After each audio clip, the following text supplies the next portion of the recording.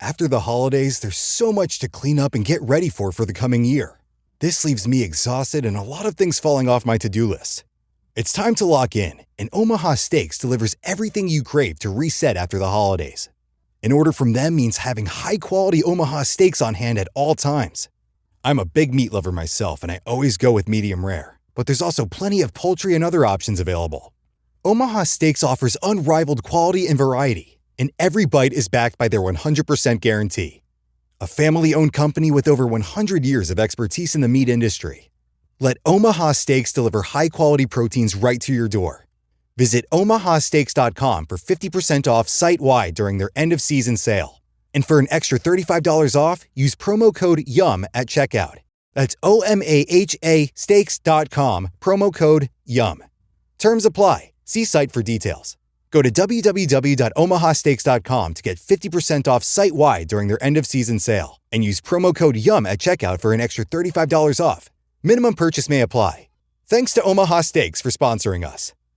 If you're a podcast host, listen up, this one's for you. My name is Allie Jackson. I'm the host of Finding Mr. Height, a dating and relationship podcast that I've been doing for 4 years now, sharing my positive and practical approach to dating that's built on my own life experience. And I wanted to share another experience that I've had, my secret behind monetizing my show. It's called Red Circle, and I was just telling my colleague about how much I love their platform. With Red Circle, not only am I getting a seamless hosting experience, but I also love the support I receive in ad sales. It's not just typical ad sales either. It's targeted opportunities based on my show and my life. And the platform is super simple. You just set your preferences and Red Circle matches you with sponsors that align with your show. You can vet every opportunity and their platform gives you great analytics. More recently too, my Red Circle team has brought me opportunities outside of my podcast on social media to really augment the podcast partnerships, bring them full circle. I just can't recommend them enough. If you want to give it a try, go to redcircle.com to get your free trial. That's redcircle.com for a free trial. The following is brought to you by the Social Suplex Podcast Network. 構成藤田 Listening Keeping Strong Style. Yo, this is Rich Latta from One Nation Radio. This is brought to you by the Social Suplex Podcast Network. We present to you the Ace of Podcasts, keeping it strong style. Let's go. It's the Ace of Podcasts, keeping it strong style. Covering New Japan, they ready to hold it down. Jeremy Donovan and the young boy Josh come and hit a job out and bury all the frauds. From the Tokyo Dome over to the G1. Social Suplex is the network where we can get it done. I'ma chill and let them have it, cause this is just an intro. Keeping the strong style, 6 stars from the get-go, boy. Yeah, from Tampa Bay to the Tokyo Dome, this is Keeping It Strong Style with your hosts, Jeremy Donovan and the young boy Joshua Smith. And thank you for listening. Welcome to Keeping It Strong Style, the Ace of Podcasts on the Social Suplex Podcast Network. Jeremy Donovan here with the young boy Josh Smith. On today's show, we'll discuss our trip to Japan, year-end award winners, the road to new beginning, and cover all this news in the world of New Japan Pro Wrestling. Please support our show by subscribing and following the Social Suplex Podcast Network and Keeping a Strong Style on the podcast app of your choice and leaving a rating and review. You can also get all the network's podcasts over at socialsuplex.com. If you enjoy this podcast, please consider making a one-time or monthly donation by visiting socialsuplex.com/donate and click on the donate button under the Keeping It Strong Style logo. And we are streaming live right now on patreon.com/KI Strong Style for IWGP subscribers. If you want to watch our show live or listen without ads, sign up at patreon.com/KI Strong Style. Young boy, are you back on Florida time yet? I just have one thing to say. Inoki. Boombaye. Inoki. Boombaye. I finally procured the Inoki towel and very proud to be an owner of history. Although, you know, I noticed for some reason, I remember seeing Tony Khan wearing one of these shits, right? But I don't remember the lion mark being on the other side of the towel slash. I guess this is a towel. I've always thought of it as a scarf, but it's kind of a scarf slash towel. Yeah. Where did he get his without the lion marks? And why didn't he want the lion marks on it? These are the important questions. Yeah, I don't know. Ask ourselves. There's also a version with the IWGP logo on it. Oh well. Well, speaking of line marks, speaking of IWGP, let me go ahead and get the newest addition to the show, Ziggy Wolf, the young lion. Yeah, bro. In Japan, apparently they sell dog shirts. So I got my dog one of the fucking they I think they have Bullet Club ones too and other brands, but I got him one of the young lion shirts from Tokon shop. So I just think it's hilarious. Like I'm like walking around like the condo, and then Ziggy like pops around the corner and he looks like a fucking lion ready to put an ice pack on somebody's neck, you know? Gotta train him right. And shout out to Ziggy. It is his 10th birthday tomorrow. So big up. Big up to Ziggy. But to answer your earlier question, no, I am, bro, I don't know about you, but I'm struggling.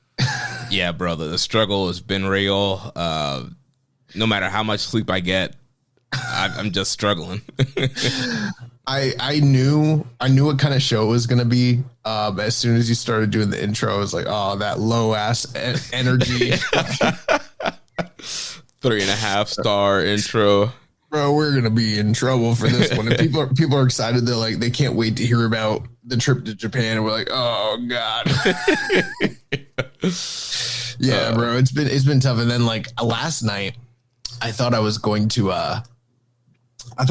like get back on track because I was feeling a little better, and went to bed fairly early. I was like, yeah, I'm just gonna go to bed early and knock this fucking sleep off of my, to-do list, whatever, wake up super refreshed in the morning. But I'm like having terrible sleep. Like I'm sleeping and I'm sleeping heavy, but it's not restful sleep. It's like angry. It's like angry, painful sleep where I'm like sweating and like in a panic. And then like around 3 o'clock, and this has happened a few times, like around 3 o'clock in the morning, my wife woke me up. She's like, you're making crazy noises. Cause like I have like mild sleep apnea, but I think it's been exacerbated by the recovery. So she's like, I was like, all right, well, I'll go in the living room. No worries. Never got back to sleep, like at all. I was up from like 3 a.m. till probably a couple hours ago. I had a 1 hour nap. That's been about it. So yeah, I'm struggling. And again, like you said, it doesn't really matter how much sleep I get. It's not helping. Yeah, because I feel like I've been sleeping better since I've been back, but no amount of sleep that I've gotten so far has really helped me get back to 100% yet. Yeah, it's interesting. I mentioned that to Trish. Shout out to Trish from Trish and Sarah podcast. She was with us on the trip, and I mentioned to her, I was like, yeah, we're back and like we're having a tough go of it. And she's like, yeah, she's like, you lot over in the States, you have a really tough time going from Japan back home. She's like, but for whatever reason, like them in Europe, they have a really tough time going from like the UK to Japan, but their like trip back home is not so bad. Gotcha. Which is interesting. I don't really know how the science of all that works, but yeah, it's a really tough adjustment. I think one of the things, one of the takeaways, I remember when I first started pro wrestling, right? How do I put it? I think I've made this analogy before on the show, but like I remember when I started training in jiu-jitsu or any sort of like striking sport, right? The more I learned about it, the more I learned how I fucking suck, right? So then you go to the bar and you watch like an MMA fight, and maybe this is not as, well, I don't know. I don't go to the bars and watch the fights anymore, but when I used to, there'd always be these dudes like, bro, these guys on the floor rolling around, hugging each other. I fucking knock them out, blah, blah. And I'm like, bro, you have no idea. Like, and you can always tell someone that doesn't know what the fuck they're talking about, because the more you know, the more limited you are aware that you actually are. Same thing like with me and my like career in finance. The more I've learned, the more keenly aware that I'm like, not Warren Buffett and not one of these like billionaires.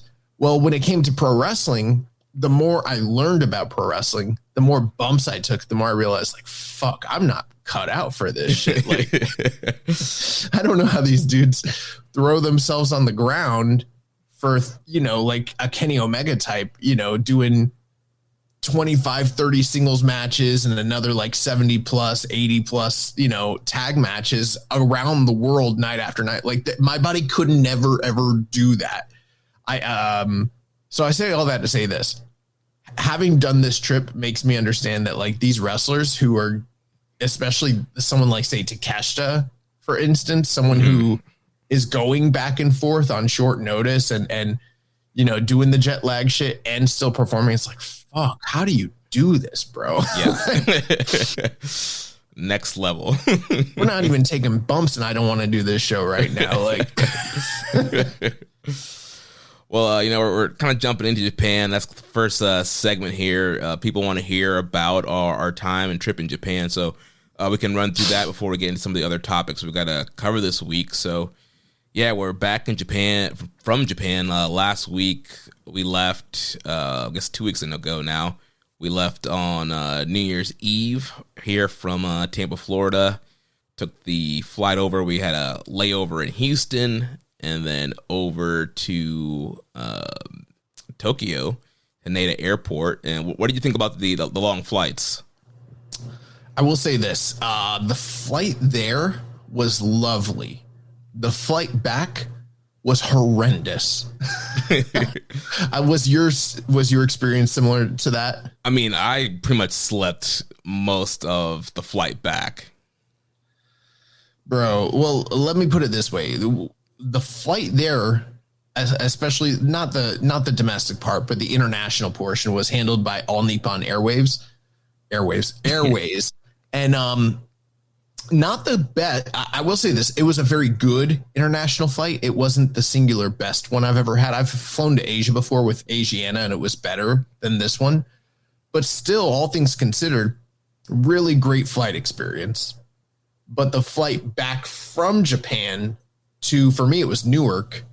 That was handled by United. Was yours handled by United or was it Asiana? No, it was United. So yeah, I went from Tokyo to Chicago. It was handled by United. Bro, they fucking suck. In comparison, it was like going from like the top of the card to like doing jobs, you know, like that young lion, like that status. One thing I learned is the people that went to Japan were primarily Japanese domestics with a smidging of people like us, like tourists. But on the way back, it was flip-flopped. It was mostly foreign nationals going back to like the US and then some Japanese tourists. Mm-hmm. I just remember getting off the plane. And when we got off the Asiana plane, it was like spotless, very, very, very, very clean. When I got off the plane with United, it was the filthiest pig pen you've ever, like, I was like, bro, you guys don't, and we had all just left like Japan, and you know how it is in Japan, like there's this culture of like, take your trash with you, clean up after yourself, be very polite, you know, sumimasen. And so I'm like making sure I'm like taking all my shit with me and everything, making sure like, oh, you know, alerting the stewardesses, you know, oh, here's my trash, you know, like, and then I get up and bro, these people, they did not hesitate to revert back to their Baka Gaijin ways. Like just fucking disgusting, bro. I will say, I feel like the flight attendants were way nicer on the flight there than on the way back. Way nicer. And they didn't even like, you know, speak fluent English, but they were just a lot more accommodating and polite. The other thing too is like, I was killing the snacks on the flight there because I was hungry. Yeah, this man every minute getting up, like, where's this man going? Going back there, getting more snacks. They had a snack bar, bro. You could just go get as many snacks as you wanted. On the way back, there was no snack bar. That didn't exist. And they canceled the last meal of the trip. I had one meal. Really? Literally, yeah. Dang. Bro, I was so pissed. like we hit when I say we hit turbulence, I'm talking about the most minorest level of, it was like that's all. Like a speed bump. And they're like, oh, looks like we're gonna have to cancel that. Yeah, we hit some turbulence. There might be some more coming up. We don't know. We're gonna have to, unfortunately, everyone buckle your seatbelt. We're canceling the last meal. Never hit turbulence again. And I was sitting there like, motherfucker, I am so fucking hungry right now. Oh man, that is rough. The one thing they gave us in between, it was something so unmemorable. I don't even remember what it was, but like, remember on our trip there, it was like half a sandwich. Yeah. Like a snack. This was less substantial than that, whatever it was. It was like a cracker or something. Yeah. A cracker. A Biscoff cookie or something. Yeah. And I remember at the end of the flight, they came around. And I was like, okay, maybe they're going to bring us something. They brought us cups of water. I was like, the fuck, dude? Oh. Better go get me some Seagram's fucking ginger ale. What are you doing, dude? This sucks. Oh man, we got all the meals on my flight, and I pretty much I woke up, ate, and went back to sleep because I was just super exhausted. I tried to sleep. I big guy, long legs, cramped in. On the way out, I was looking at those. I don't know the classes because I've always just done the most basic, whatever the fuck. But like we were walking through the international flights, and I saw those like individual cubbies where you can stretch all the way out. You got the TV, like you basically have like your own little cubicle office space. It's like, damn, it looks kind of nice. Like next time, I might have to do that. So we get to Tokyo and pretty like on the ground running as soon as we got there. Like got off the plane, got through customs real quick. Shout out to all the people who told us about, the Visit Japan QR code gimmick. Because, you scan that thing and you're right through customs. No problem. Shout out to everybody that told Jeremy what to do so Jeremy could turn around and tell me what to do. We'd planned the first day pretty extensively. We weren't sure how it was going to actually work out. But basically the plan was, we land at like 3:25, 3:30-ish. The Noah show starts at 3. How are we going to try and attend this event and see the best shit, Yeah. So we touch down in Haneda. We have to go through customs. We have to go through whatever else it is, get your bags. We had to ship our bags to the hotel that we'd be staying at. In Tokyo. But in the meantime, we were planning to go to Fukushima with a friend of the show, Fraser. So we had to get all this shit together. We were like storming through it. Boom, boom, boom, boom, boom. Luckily, it was like the holiday. And I think because it was the holiday season, there's less. Yeah. And we also had to print out our Noah tickets because in Japan, technology advanced as they are, they really don't do a lot of digital tickets. Like they're still doing, ticket stubs, print out your tickets. And so luckily there was a 7-Eleven in the airport that we were able to go up to, get the Noah tickets printed out. We got the bag shipped out, and then we were able to get a taxi. It was funny too because we got in the taxi and the guy's like, "Where to?" Basically, and I was like, "Nippon Budokan." And he's like, "What? Huh?" And I was like, the Nippon Budokan, and eventually we showed him. He's like, "Oh, Nihon Budokan." Like, I can't even do it the way he did it. Now, I was like, yeah, I guess, bro, whatever you say. Like, got that. And we got in the building just in time. We missed the Good Brothers match. Well, here's some funny shit. So like we were talking to Fraser and Fraser's like telling us to tell the guy like politely to drive go fast. faster. Yeah. And at one point he gave us the word for fast, which I don't want to mispronounce it, but it's something like hyo or something like that. I read it as hi-ya, like the karate chop. So I thought we never talked to him about this until later, but I thought what he was telling me to do was to tell the guy like, hi-ya, please drive fast, hi-ya. And he was like, just tell them, they'll know what it means. I thought he was ribbing me, bro. And I was like, there's no fucking way I'm saying that to a cab driver my first night here. Like just touchdown. But later on, he didn't give us the clarification. We never talked about it again, but later on, like we learned the word for faster, and I was like, oh, like, thank God I didn't do that shit. Yeah, even if we had the word correctly, I didn't feel comfortable. Yeah, telling this dude to drive faster. Yeah, we just got here. Like, it's probably like these freaking foreigners. But we got to the Nippon Budokan, and literally Immortality 777, drive faster, young boy will Kobashi chop your ass. Oh man. Actually when I was wrestling, I'm not that great with knife edge chops. I prefer the lucha chop over the hand, the one that Hiromu likes to do. And Suchi. It's more meatier. You get more of the boob there. It's better. I like it. Anyways, so we get the Nippon Budokan, and we literally were walking in just in time for Naito and Bushi's entrance. So we're getting there at like the top 3 matches of the card. Yeah, luckily there was an intermission, which they don't always do, which definitely gave us some more time. Yeah, we got lucky that was even part of it. So, what were your, not to get into depth with the show review, but we did get to see some of the Noah show. I was only really thrilled with the Hiromu match personally, but what were your like overall thoughts being in that building and sort of experiencing it for the first time? Yeah, also like this show was more about the building than the actual show, and yeah, it was just kind of this cool feeling to be in this historical venue, a venue that we've watched on TV for years now, and just kind of being there in that atmosphere. That they had a good crowd. Over 6,000 people were there, and it just felt like surreal to be in this building. And we saw Naito and Bushi. Who were they facing again? Kano and Marufuji. Marufuji. And for the tag titles. Yeah. And man, Naito, superstar reaction. You're like, man, this guy, we should get him back. And then he starts working. And I'm like, you know what? We good. Yeah, we heard all these stories about going down and getting stem cells put into the knees and hair plugs, spending time over in Turkey, getting on a new training regimen, yada, yada, yada.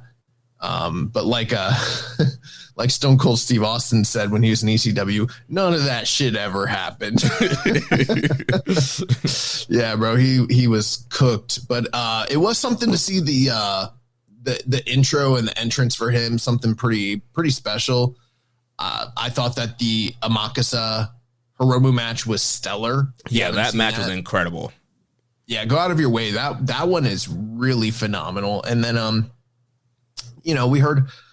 I've heard all the Ozawa hype. I've seen some Ozawa stuff, but the Ozawa versus who's the champion over there? Smack Daddy. Right yeah, but I'm blanking on his name, even though Inamura. Yeah. Yeah, the Ozawa Nomura match fucking sucked, bro. That guy's falling asleep already. But overall, it was an incredible opportunity to see even just a portion of wrestling in Budokan Hall. And that was my first opportunity to learn these chairs are small. Yeah, and we talked about it a little bit last week, but yeah, the chairs were super small, super tight. Like we were crammed in there. Yeah, it was rough. But we met up with Fraser Japan, as he's known on Twitter, friend of the show. He's been on the show several times, and he was gracious enough to let us stay with him a couple nights at his ryokan out in Fukushima. What's the official? It's Yoga. Yes, and there's a official Instagram for it now. Well, let me see if I can find here we go. Popped right up. Yoga Ryokan Futama Onsen is the official Instagram name, and yeah, it was an incredible experience, and I highly recommend anybody that's going to Japan, even if you're going to Tokyo or wherever, take a couple days, go to Fukushima and go to Fraser's Ryokan, and it's part of the price. He'll pick you up from Shin Shirakawa, get you to the Ryokon, and it was a 5-star experience. Yeah, we both wrote really good reviews. You're welcome, Fraser, on the Google review or whatever it is. But just really incredible. We'll be sure to include a link that you guys can check this out. I was kind of felt weird like at first talking about it because I was like, are we doxing buddy? Like, you know, but you know, it's a business. They want their name out there. They want the, you know, people to come visit them. And I'll tell you right now, this is one of the best. And this is no bullshit. It's not like me just being like, oh yeah, it's our friend and we're just going to like hype him up, you know, quid pro quo, you know, it's nothing like that. Like, but legitimately one of the best, like overnight stay experiences that I've ever had, whether it was a Vrbo, Airbnb, you know, what are the hotels? I'm so tired. Yeah. But, like Jeremy said, it wasn't too bad. I mean, basically, you know, you take a bullet train, I don't know, an hour 20-ish, to get to the area that's fairly close in Fukushima. And don't take everything that I say with 100% certainty because I didn't know where I was half the time. We had to take the bullet train took us to Shinshirakawa. Okay. And then from there, it was like another 30-minute drive until we got out to where the Ryokon was. I think it was more than that. Yeah. I think it was more than that. But I think let's just say estimate 2 hours-ish, maybe a little more, between the various travels, whether that's, you know, taking a train to the bullet train and then, you know, getting picked up or arranging transportation to the Ryokon. And, you know, we honestly, being with Fraser was like an incredible opportunity, not just to spend time with a friend, but also to be with someone who has lived in the country for a long time, is very knowledgeable of both the customs, you know, in the countryside way of like living, as well as like in the more kind of hectic, like, you know, Tokyo city life, and was able to kind of clue us in. It was very informative to just kind of understand a lot of like the customs, culture, language, some of the faux pas. Kind of helped us not to be as ignorant by the time we got back to Tokyo, which was nice. And yeah, for the package that you get, and I mean, he's in the middle, or was in the middle of a transition of ownership for this Ryokon. It's been around just over, what I think he said, 75 years, 65 years, something like that. Yeah, it's like a long time, you know, family business. The owner was, you know, getting ready to pack it up, and, you know, through happenstance, was, you know, ran into Fraser, who was also in the middle of a job change, and was able to acquire it.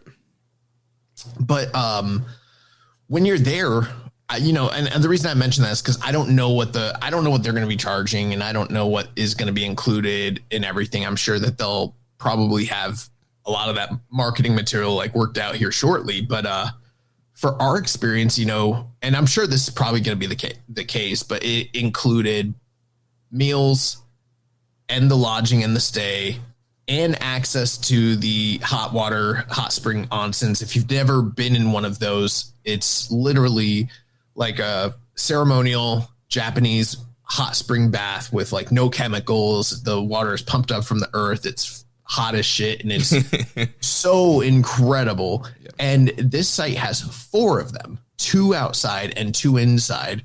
And bro, we were killing those onsens like every day, bro. Yeah, and I'm sure some people have heard or seen on Twitter. I keep getting buried from Super J-Cast for not going in the outside onsen. I stuck with the inside one. Yeah, it was snowing, and I almost exclusively used the outside one because it was like, yeah, you had to like get naked and be outside in the snow, but it's like only for a half second. Then you get in that onsen, and then you're like, shit, I feel like Tom Cruise in like Last Samurai. Like, this feels so epic. There's snow falling around me, but I'm in this hot tub. And the views from his site are incredible. There's running stream, like mountains all around you. It's completely secluded from like from like what you're gonna basically be surrounded in like Tokyo. Mm-hmm. And like no shade. We spent a day. We went and hiked with a group of friends at Mount Takao, which was also really awesome. But I think for them, that was like the first time that they kind of like really got to get away from Tokyo and kind of see some of the mountains. But I was sitting there being like, I don't know, bro. This kind of gets waxed by the Fukushima mountains that I was seeing. We were driving up in them shits. We were up in the mountains. It was sick. Yeah. The mountains are great. The whole vibe of the ryokan was great. And yeah, you know, Fraser, yeah, it's part of the service. He will pick you up. So yeah, picked us up, drove us to the ryokan. And like you mentioned, the meals, again, he was right there. So as of right now, it's just him. And so, yeah, he prepared our breakfast and dinner. I'm trying to put up the exact name of the style of meals that he made for us. Let's see here. So I can, without knowing the exact names, one was basically like a hot pot, and the other one would be closer to like similar to like it's like a swishy. It's like a Korean barbecue-ish style there. But so the dinner was a sukiyaki. Sukiyaki, yeah. And I know someone I saw a question that we had where someone asked, like, what's the best thing that you ate while you're in Tokyo? No cap. And like, we had a lot of really good food. No cap. Like, the first night's dinner was the best dinner that I had the entire time I was in Japan. Especially, we were coming from that long flight. We went to the Noah show. Then we had to haul butt to the train and got over to the ryokan. So yeah, at that point, yeah, we're hungry. And the sukiyaki was just great. That beef, we dipped it in the raw egg. Mm-hmm.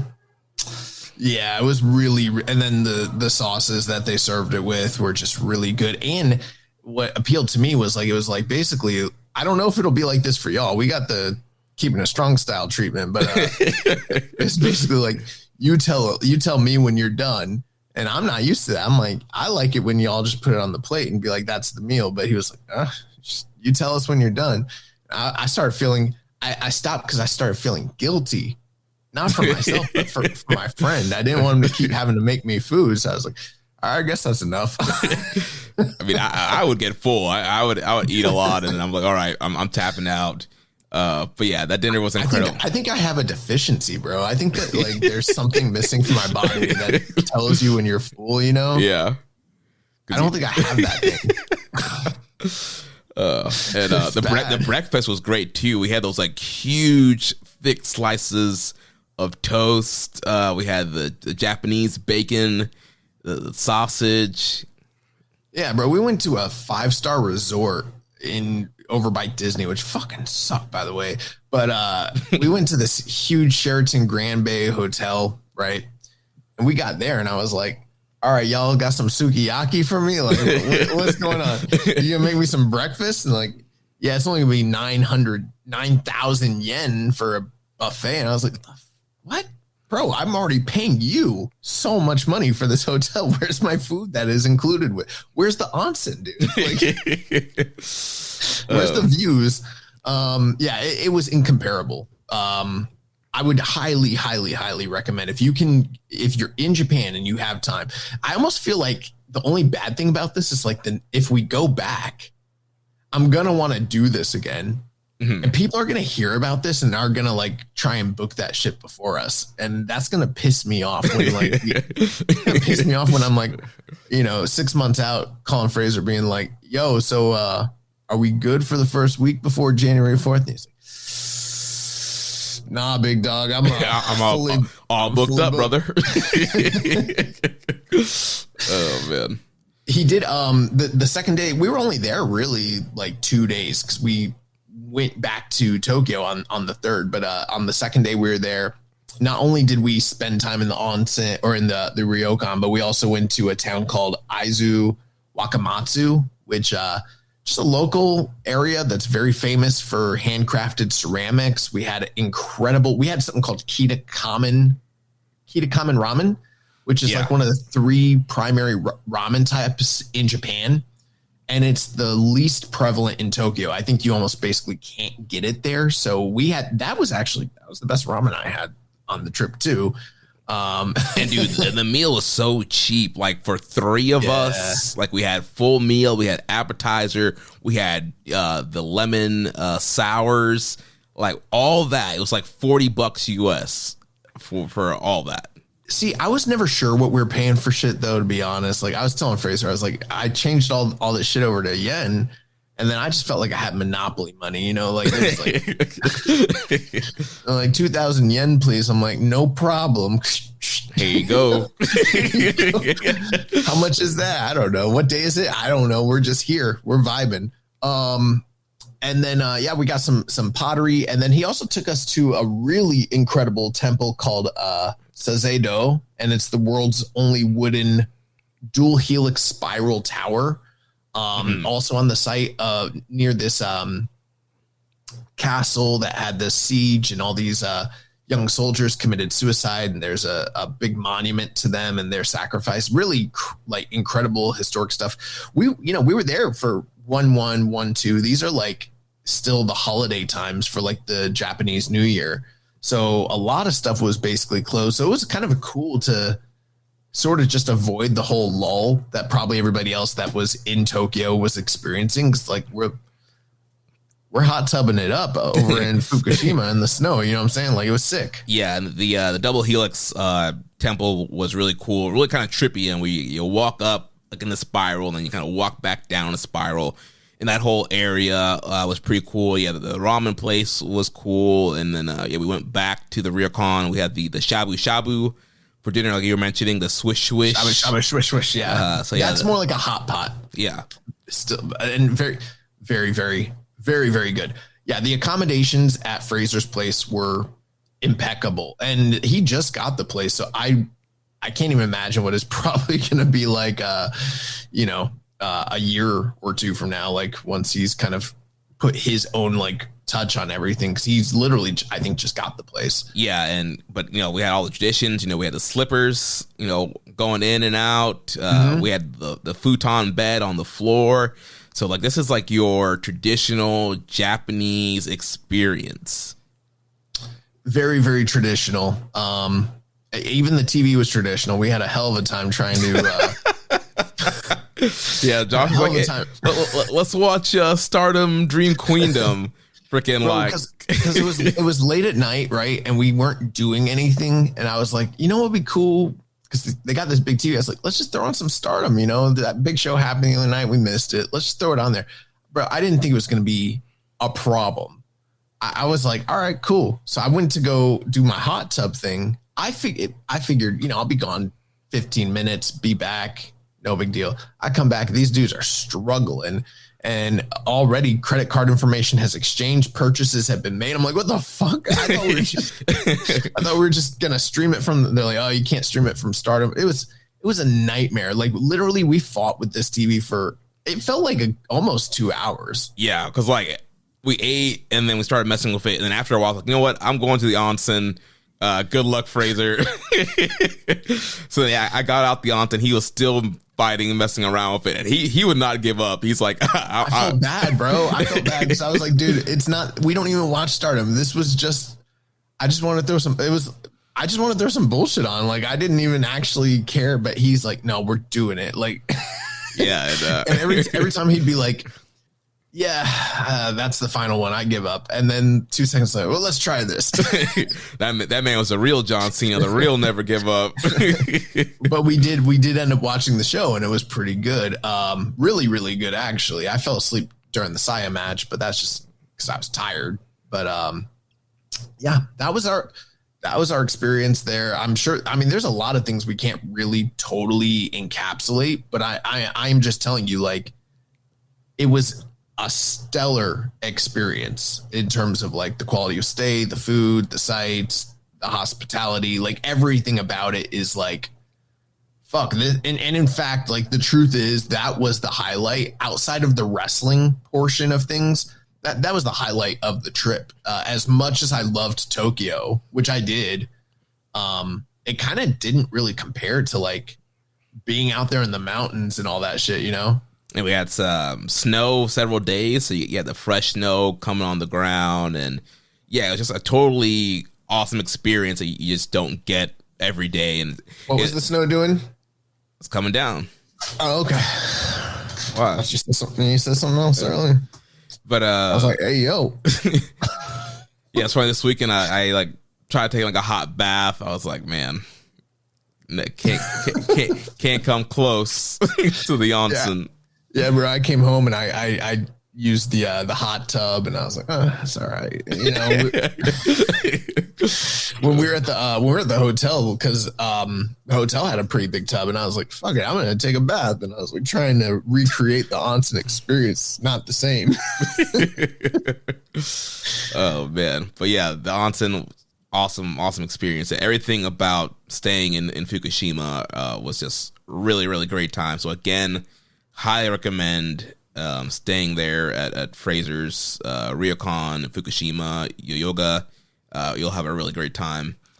And so after that, on 1-2, we took the bullet train back to Shinshirakawa, hopped on the train there to get towards Korkin, and then we went to straight to Korkin Hall. Yeah, we got to Tokyo Dome City, so got out. We walked past the Tokyo Dome for the first time, and then we headed towards Korkin Hall for some All Japan Pro Wrestling, and that was just a crazy experience. And I know that Korkin, I knew that it was like up on a level, like it wasn't just on the ground floor, but still, like I think you took the stairs, I took the elevator, but like getting up to the floor where Korkin's at, and the doors open up, and like the merch tables are set up, people are like kind of bustling, walking in and like finding their seats and stuff, and just like it's like, oh my gosh, like I'm here, like I'm in Korkin, it's happening. Yeah, I did take the stairs, and the stairs were, I think I had heard in the past that it's better to take the stairs, but I just did it out of convenience. But I'm glad I did, because when you take the stairs in Korkin, like for 5 floors, or even probably past the fifth floor is the level that it's on. I don't even know. I didn't go past that. I'm sure there's probably stuff above it, but like the hallways for the stairs are all blacked out, but people have taken like the white and silver highlighter, like marker pens, and graffitied and like written. And it's I believe it's like all combat sports athletes and entertainers and wrestlers and stuff like that who have like basically signed their names over the years. And the thing is just filled, like it's filled. And you could literally just like spend the whole day like walking through there looking for names and seeing like all the like famous individuals and wrestlers and heroes, that have graced the halls of Korkin Hall, and walk down those aisles. And yeah, it's pretty incredible. And then once you're in the building, even just the outside, like the amount of posters and memorabilia, we always talk about how special Korkin is from a pro wrestling standpoint, but from a boxing standpoint, I mean, that was one of the major original intents of what Korkin Hall was primarily intended to be used for, and it still is used for boxing quite a bit, for Japanese professional boxing. They had these incredible display cases with like Japanese, champions and monuments and championship belts and hand wraps. Like I was in heaven, bro. Like just walking through, looking at like all the ticket stubs and all, just everything. It was so freaking cool. Yeah, and so we get in, and we're in the orange seats, and again we learn about the Japanese seats there. Super snug fit. That was really, really, really bad. Like, bro, once I find, like, Jeremy was already in the seat, I didn't know that had you already struggled. Well, I mean, just like squeezing in, and I was like, oh dang, like I guess I'm like stuck here, and like even like trying to like get up and get out, like you really had to like force and squeeze yourself out the seat.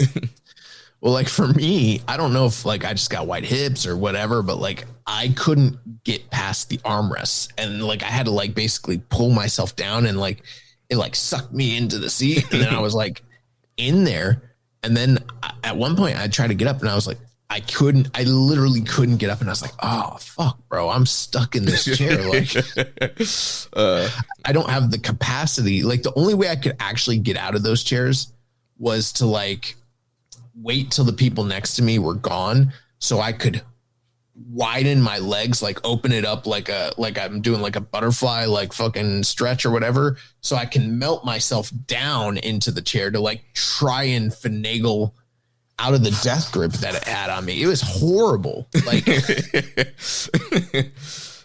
that was easily the tightest squeeze of anything. But the funny thing is, like, we had people that we knew there at the show, and they're like, yeah, it's worse on the bleachers. And I'm thinking, there's no way it's worse on the bleachers. But 1-5, we learned it's worse on the bleachers. Yeah. And plus too, like we still had like some of our bags that we have been, you know, hauling around this whole time. So like, they're all by our feet. So we don't really have much foot room, and then we're cramped in. But besides that, it was a really fun show. And, you know, we became boys with this little Japanese old man, which was just absolutely hysterical. Yeah. So, you know, the way that the Japanese fans enjoy, watch, and interact with Japanese professional wrestling, we've always heard. Okay. So first thing I will say this, number one, now I know that these shows maybe are not as indicative of like what maybe say a mid-year road to level show for like New Japan, for instance, is like, you know what I mean? Like, there's excitement. It's the beginning of the year, blah, blah, blah. But with that being said, every single show that we were at the entire time, the crowds were pretty raucous. And, you know, you always do hear the fabled, respectful, quiet Japanese audience. I didn't experience that. I know we only went to 4 shows personally. It's just a sample size, but bro, I didn't think we were ever in a quiet crowd at all. Yeah. And, you know, they watch very intently, and they're, you know, rooting for their guy, whoever they want to win that match. And so, yeah, there's not a lot of like, you know, this is awesome and fight forever and crowd trying to get themselves over.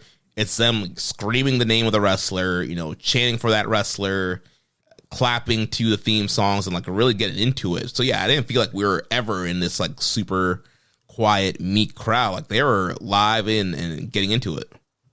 The other thing with that though is like, you know, Western audiences tend to be conditioned to only believe that certain aspects of a match hold any level of like importance. When they watch wrestling, that's not the case. They pretty much respond to everything that is happening. Now, of course, as the match progresses and more exciting things happen and it builds, will they respond accordingly? Yes. But like something like an early sunset flip where someone like sits down on it and almost gets a near fall and then they kick out, the whole crowd, whoa, you know what I mean? Yeah. And or like an early, like, you know, headlock exchange, you know, they're clapping for that. It could even just be like someone just fucking slapping somebody, you know, for no reason. And the crowd, or even just someone gets tossed into the corner, person rushes in, they get the big boot up, boom. Oh, you know, and the crowd starts clapping. And bro, we don't do that in America. Like oftentimes Western crowds, we will respond at the portions where the wrestlers do the big pauses, because we're conditioned for when the big pauses come, like, okay, this is the time where we're supposed to clap. Yeah. You know, or this is the time we're supposed to say, this is awesome.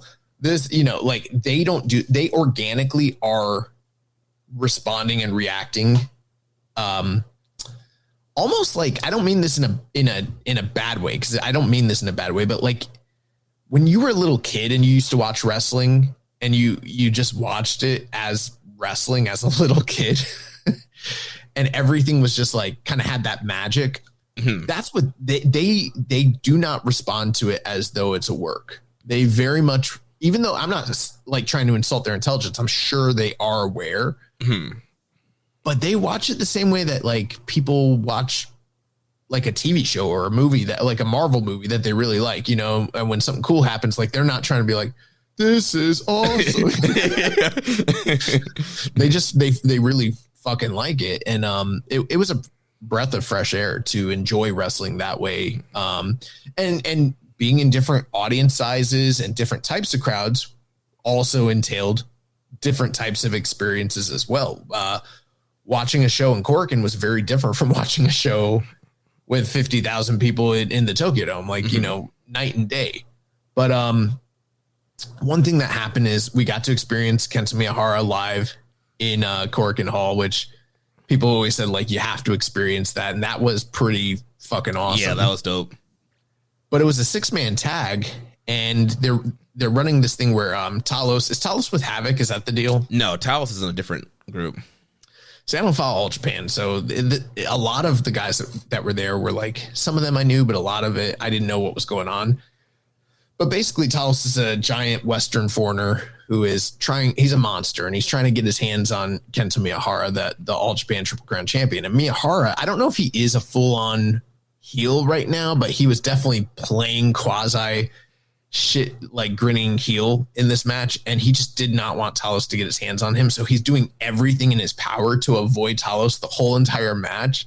And he's doing comedy, like Yano comedy shtick, but way better than Yano. It was hilarious. His facial reactions and like the way he was escaping Talos was freaking hilarious, bro. It was so funny. But like when it first started, the crowd, they're like, Miyahara, and then like one thing that people do, like Jeremy mentioned, is like the individuals will chant someone's name, like just, you know, the match will be going and they're like, yeah.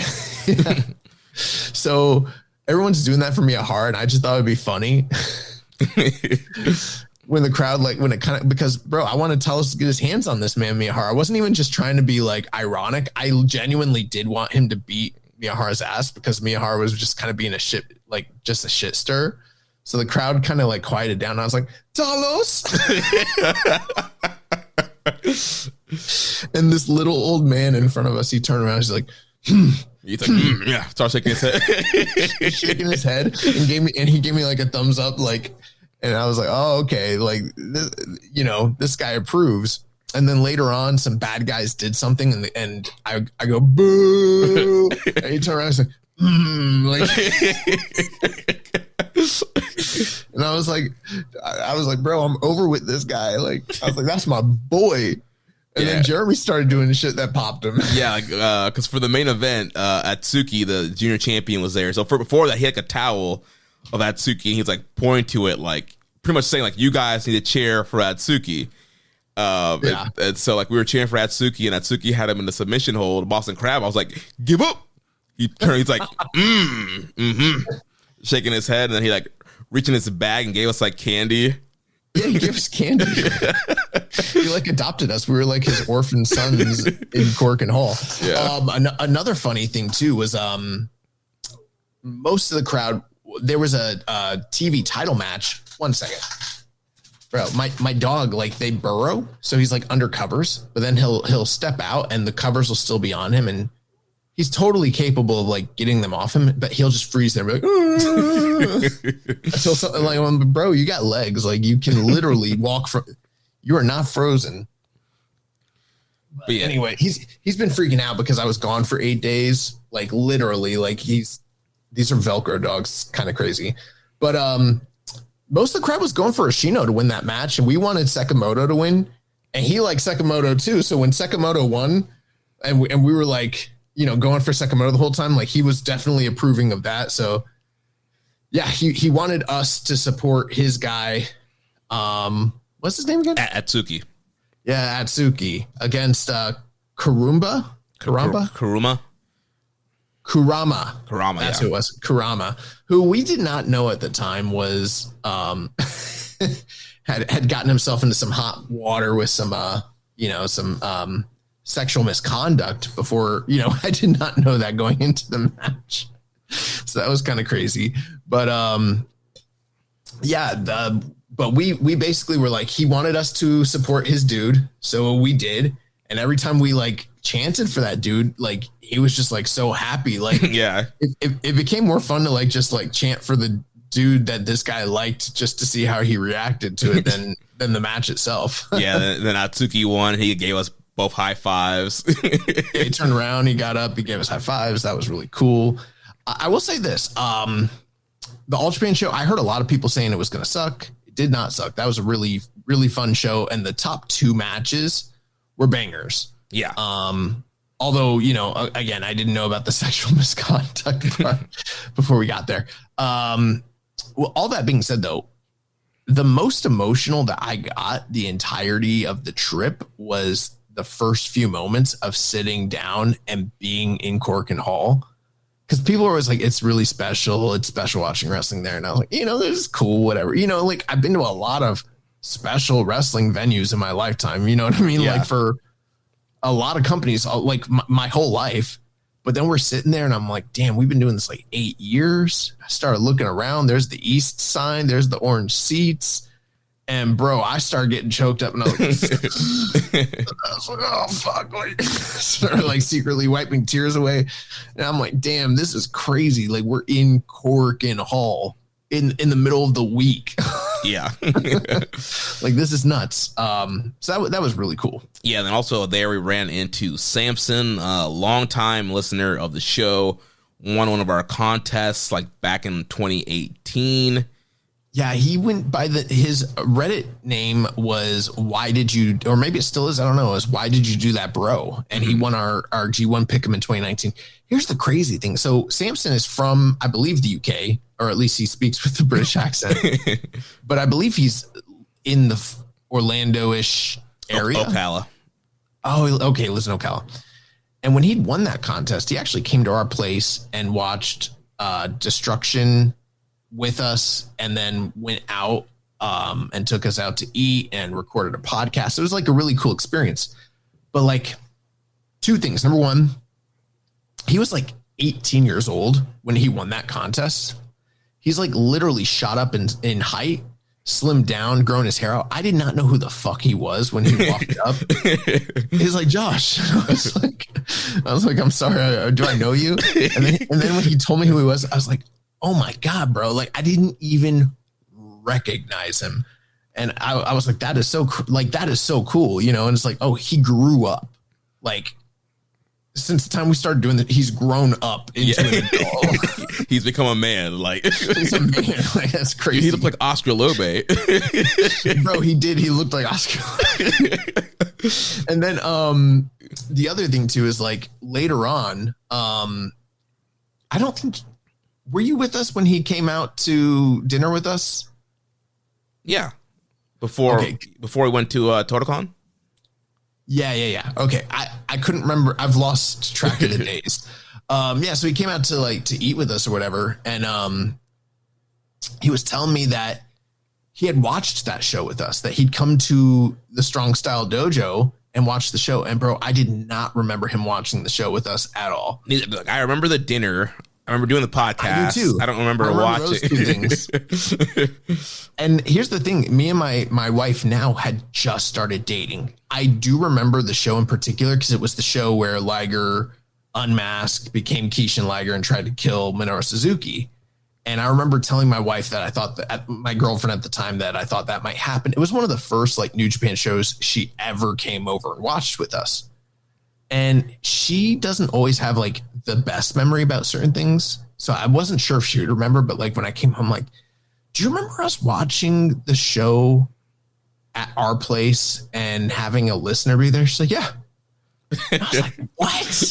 How did we never? And I think she said, well, I don't know if this is true. I think she said other people might have been there too. So I'm like, was Zach there? Was Rich there? Like, who else was there? Yeah, I don't remember that. I don't even remember Megan being there, to be honest. Megan was there because I remember not only that, but like the Young Lions Cup was going on and Carl Fredericks was there, and she was like, oh, who's that? Don't fucking worry about who that is. Oh man. So that was great. And then from there we hopped over to the New Japan press conference. Yeah, we got and which was really cool. I mean, I'll say a couple things. Number one, really incredible to even be included. So very gracious of them to have allowed us to enter as press. But I will say this, that there's some what's that word called? There's some segregation going on, right? Yeah. There's the domestic press, right, which I noticed happened to be right at the front row, allowed to ask questions. Now, granted, we don't speak Japanese. They weren't doing live translations. Never in a million years did I expect us to be like up in the front, like You know, you got the dude from Tokyo Sports, and then next like Joshua Smith from Social Suplex.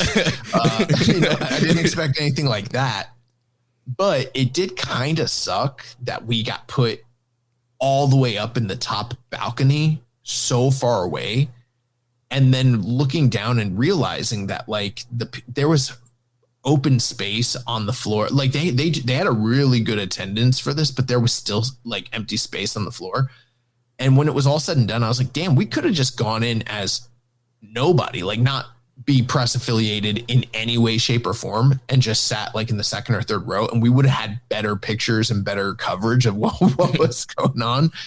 But at the same time, it's not always up to, I know it's not always up to like those in the Western media to decide where people like us get placed. You know what I mean? We've had experiences where we have been placed like in extremely prominent positions right there with the talent. And then we've had situations just like this where it's like, all right, boys, to the back you go, you know? Yeah.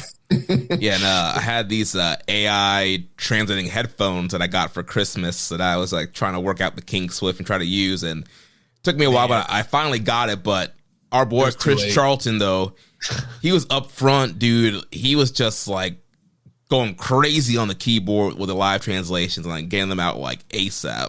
Bro, we were upstairs and he was like Dexter's Laboratory.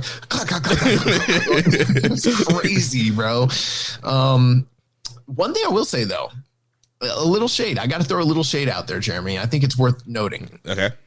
We got brought in, and there's this big call sheet of Western media that our press approved, and there's a lot of names. It's a lot. We've been in the game for a while now, so we know most of these names. Even if we don't know them all on 100% personal level, they know who we are. We know who they are. We knew most of these names, and bro, there was only, well, because two of us count as one, there was only 3 outlets that actually showed up that asked to be approved, that were on that list, that actually showed up for the fucking press conference.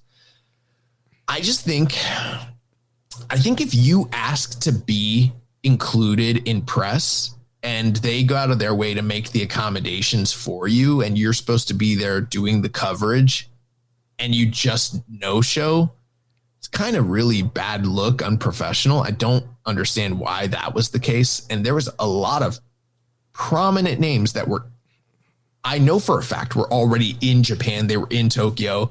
And it's like, I don't know. I don't think that's cool to decide. And I don't know if anyone did this for instance, like specifically, but I know for us, we were looking at shows we might have wanted to go to. Mm-hmm. This was running right up against Marigold, right?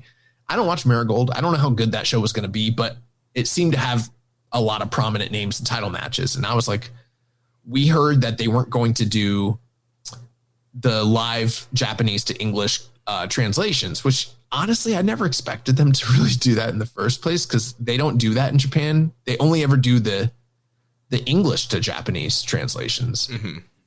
But for whatever reason, a lot of the Western media, I don't know, they were under the assumption it was going to be the other way around.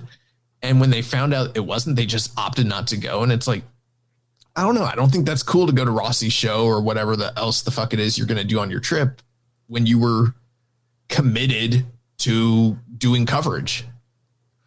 Yeah. And I think, like we mentioned, Chris was doing a great job of getting things out in real time. So like the translations were pretty out there pretty quickly, immediately after they were saying it. So you could kind of follow along what was happening. I mean, I do understand. It's one of those limited things, especially for Western media, how much we were going to be able to glean or experience or whatever. It's limited. I just kind of feel like it's shitty. Like, if you say like, hey, can you get me on that list? They get you on the list. You don't show up. Yeah. All right, cool. But your boys, we showed up, even though we couldn't make heads or tails of the Japanese. We got the pictures.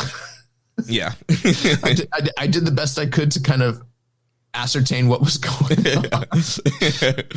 But yeah, I think it's kind of a cool experience just to be a part of it. And it's not the only press conference we've ever been a part of. And every time we've done one of these, they are very interesting. I think the most eye-opening aspect of it, beyond anything else, was the Aaron Wolf Evil segment. Not only because they did an angle with some physicality at the end of it, which was cool, but you and I, we were like, bro, the most questions that were asked, including out of all the different segments, the most time they spent taking questions from the media, was during the Aaron Wolf Evil segment. Now, we weren't aware of this at the time, but Evil basically had like, as a heel shtick, had bowed out, said like, I'm not going to take any questions. So that kind of set the floor for him to get, because here's the reality. They probably weren't going to ask Evil any questions. And so this allows him as a heel to like get in front of it and just take it away and be like, I'm not answering any questions, and now that leaves the door open for them to even further just focus all the attention on Aaron Wolf. And bro, they asked him so many questions. And there was a certain point where like you and I started looking at each other. When we were left, we're like, damn, bro, maybe we don't. That was a lot. Like they were asking him a lot of shit. Yeah. That was like the first clue I had where I was like, oh, this is going to be big. Yeah. So we did that. And then we headed back to our hotel, which we found out was like, I guess we kind of knew, but it was like the Tokyo Disney Hotel, but we didn't realize. I didn't know how far away it was. And so many people were like, why'd you stay out there? Like, why are you out there? I ran into Jim Valley from, Figure 4 Wrestling Observer when I was checking out. And he's like, oh, you going to Disney? I'm like, no. He's like, why are you here? Why are you? Because him and his wife were there and they were getting ready to go to Disney. And he's like, why are you like, yeah, you only stay out here if you're like going to the theme parks. So, bro, he's like, if you're going to like Tokyo Dome and stuff, like there's much better areas to stay in. I'm like, yeah, I know we were given bad advice. We learned. And you know what? I will say this. We spent that time out there with a friend of the show, Floyd Johnson from All Things Elite, his buddy Dan, which we didn't know Dan at the time. Really a great pleasure to get to know him. Yeah. And it was awesome. Being able to have the room, share the time together, be out there, that was awesome. But it did suck that we were so far away from the general population. Like I would say at minimum, just to get to like the closest area of Tokyo that might even be worth like, traveling around throughout the day is like 30, 35-ish minutes minimum. But most of the areas that we were going to go explore are like 45 minutes to an hour both ways, Yeah. both ways. So there were some times where it was like, all right, well, we could spend $5 and travel for an hour 20 on this train, or for 6,000 yen, we could take a cab and be back there in 25 minutes flat. What do you want to do? It's tough. Yeah.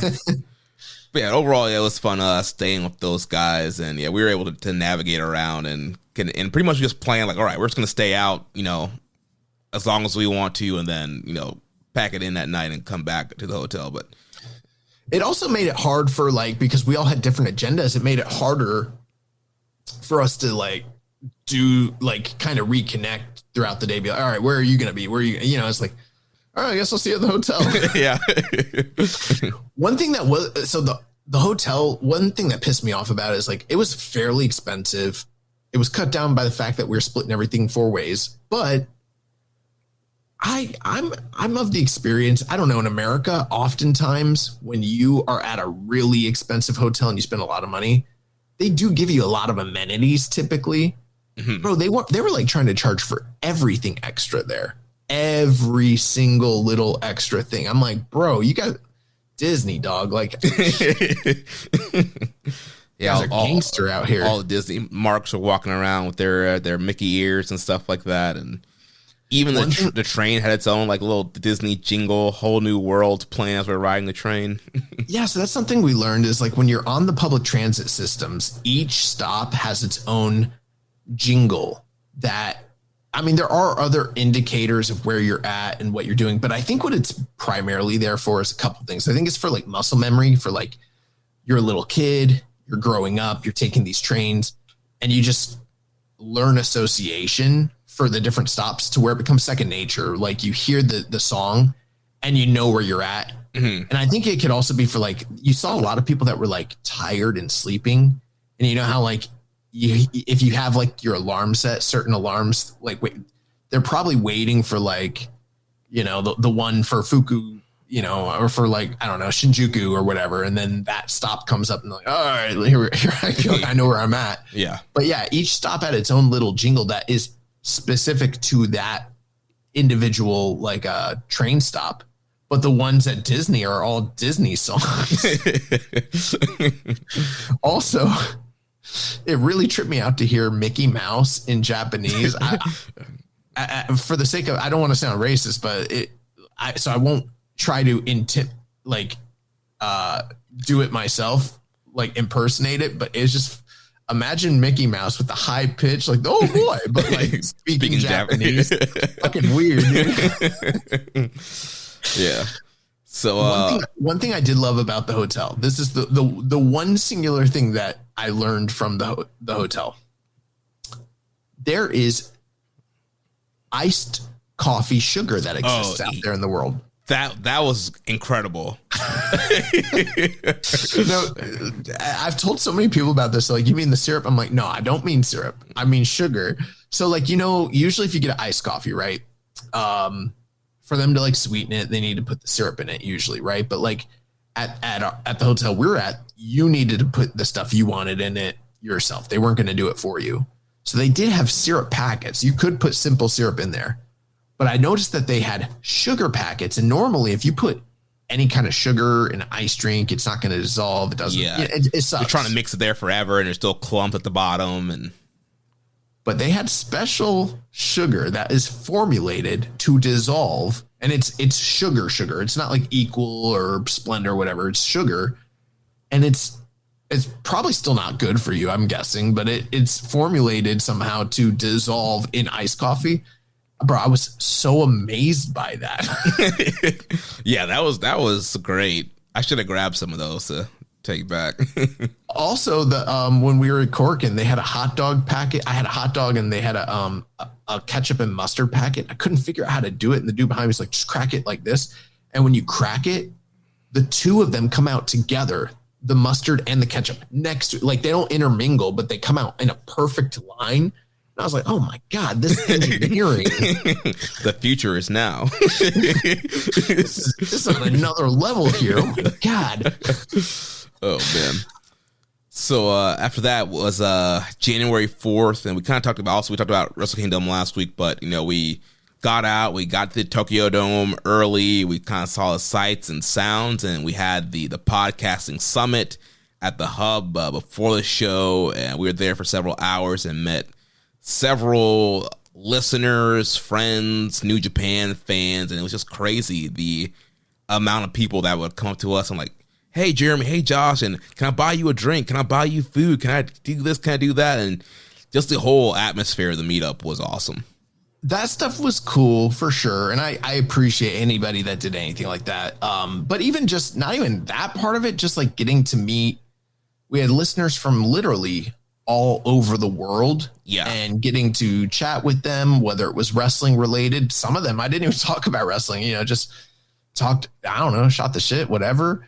And also there was a lot of like cross pollination because again, this, you know, meetup wasn't just for our listenership. It was for JCast, Speaking a Strong Style, Stiff Club, you know, We Work Stiff.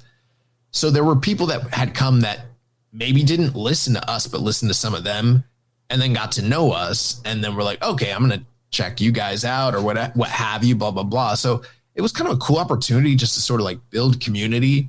I myself am not a huge, like, I am extroverted, but I'm not an extrovert in the sense like, I don't like to be surrounded by a million people. I was getting overwhelmed, bro. There's like, I don't know. I would say with the amount of people that circulated in and out, like we typically had like close to like 60-ish people there. Yeah, it was hard to keep count because I felt like people were coming and going, and somebody new was always coming in, and but yeah, we had a lot of people there, a lot of regulars, faces that we knew, new people. You know, we met a Japanese listener, Kyosuke, at Puro Boy on Twitter.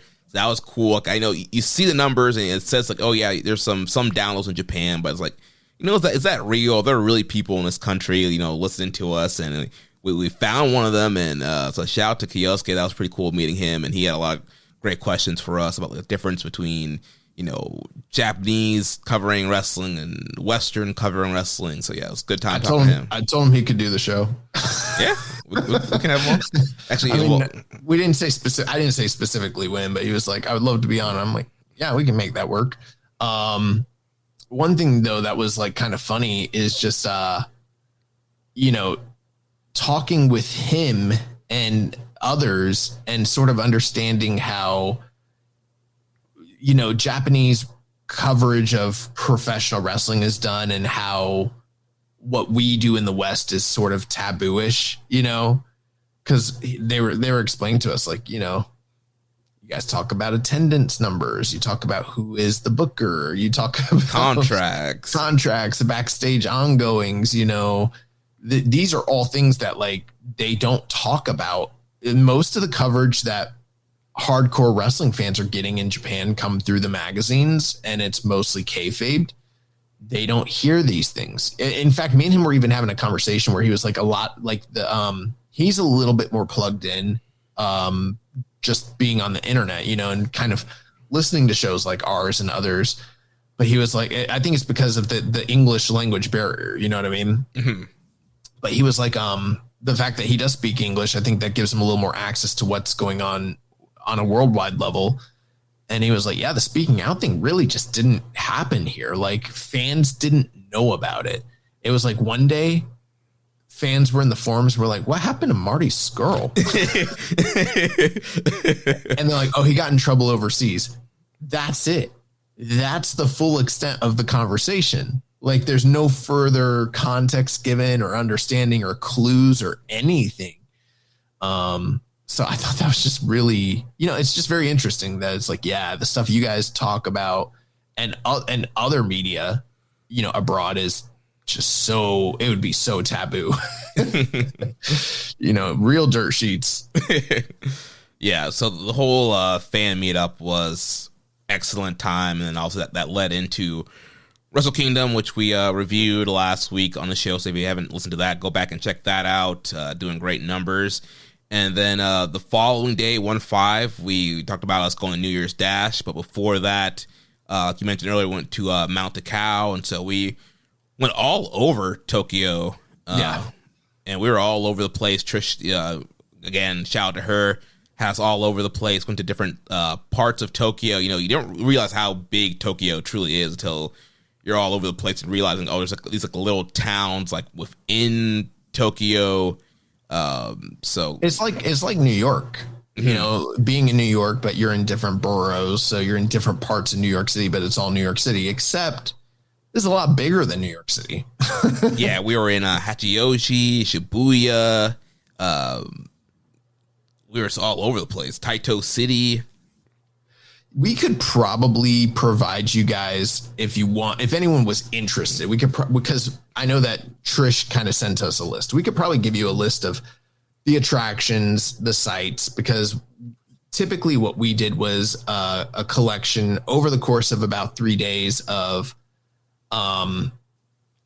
famous sites. So stuff like, you know, shrines and cultural, you know, monuments, Mount Takao, where we went and saw Mount Fuji, things like that. You kind of combine that with like some kitschy stuff, shopping centers, outdoor markets, you know, Shinjuku, you know, the crosswalk or maybe that's Shibuya, I forget. Yeah, that's Shibuya, yeah. Shibuya, yeah. We went to a lot of the wrestling stores like Pile Driver, Haobing, Totokan.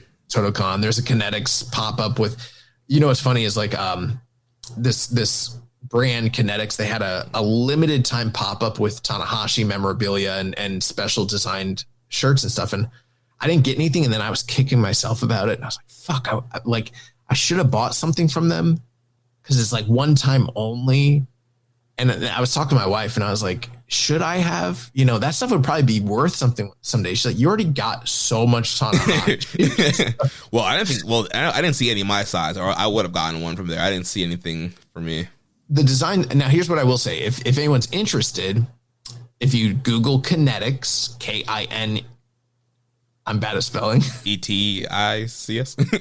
Something like that. And Hiroshi Tanahashi, you will find the website. They are taking pre-orders for a lot of that stuff. So you can actually still order a lot of that online. I don't know if it'd be worth it.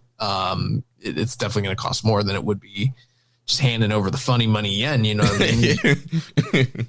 But I did go through it and I was like, any of this stuff strike you as something I should go back out of my way to get? And she's like, no, you're good. Well, I think it was genuinely because like we did end up with some incredible merch. We forgot to mention that we went to Tokon Shop. Yeah, that's right. Before Tokyo Dome. Yeah, we went there. Huge line. We were like, oh, let's just get there early, and we got there early, and there was a line already waiting to get into the building, and yeah, I got a lot of great stuff from there. Yeah, I blacked out and Tokon Shop, started grabbing stuff.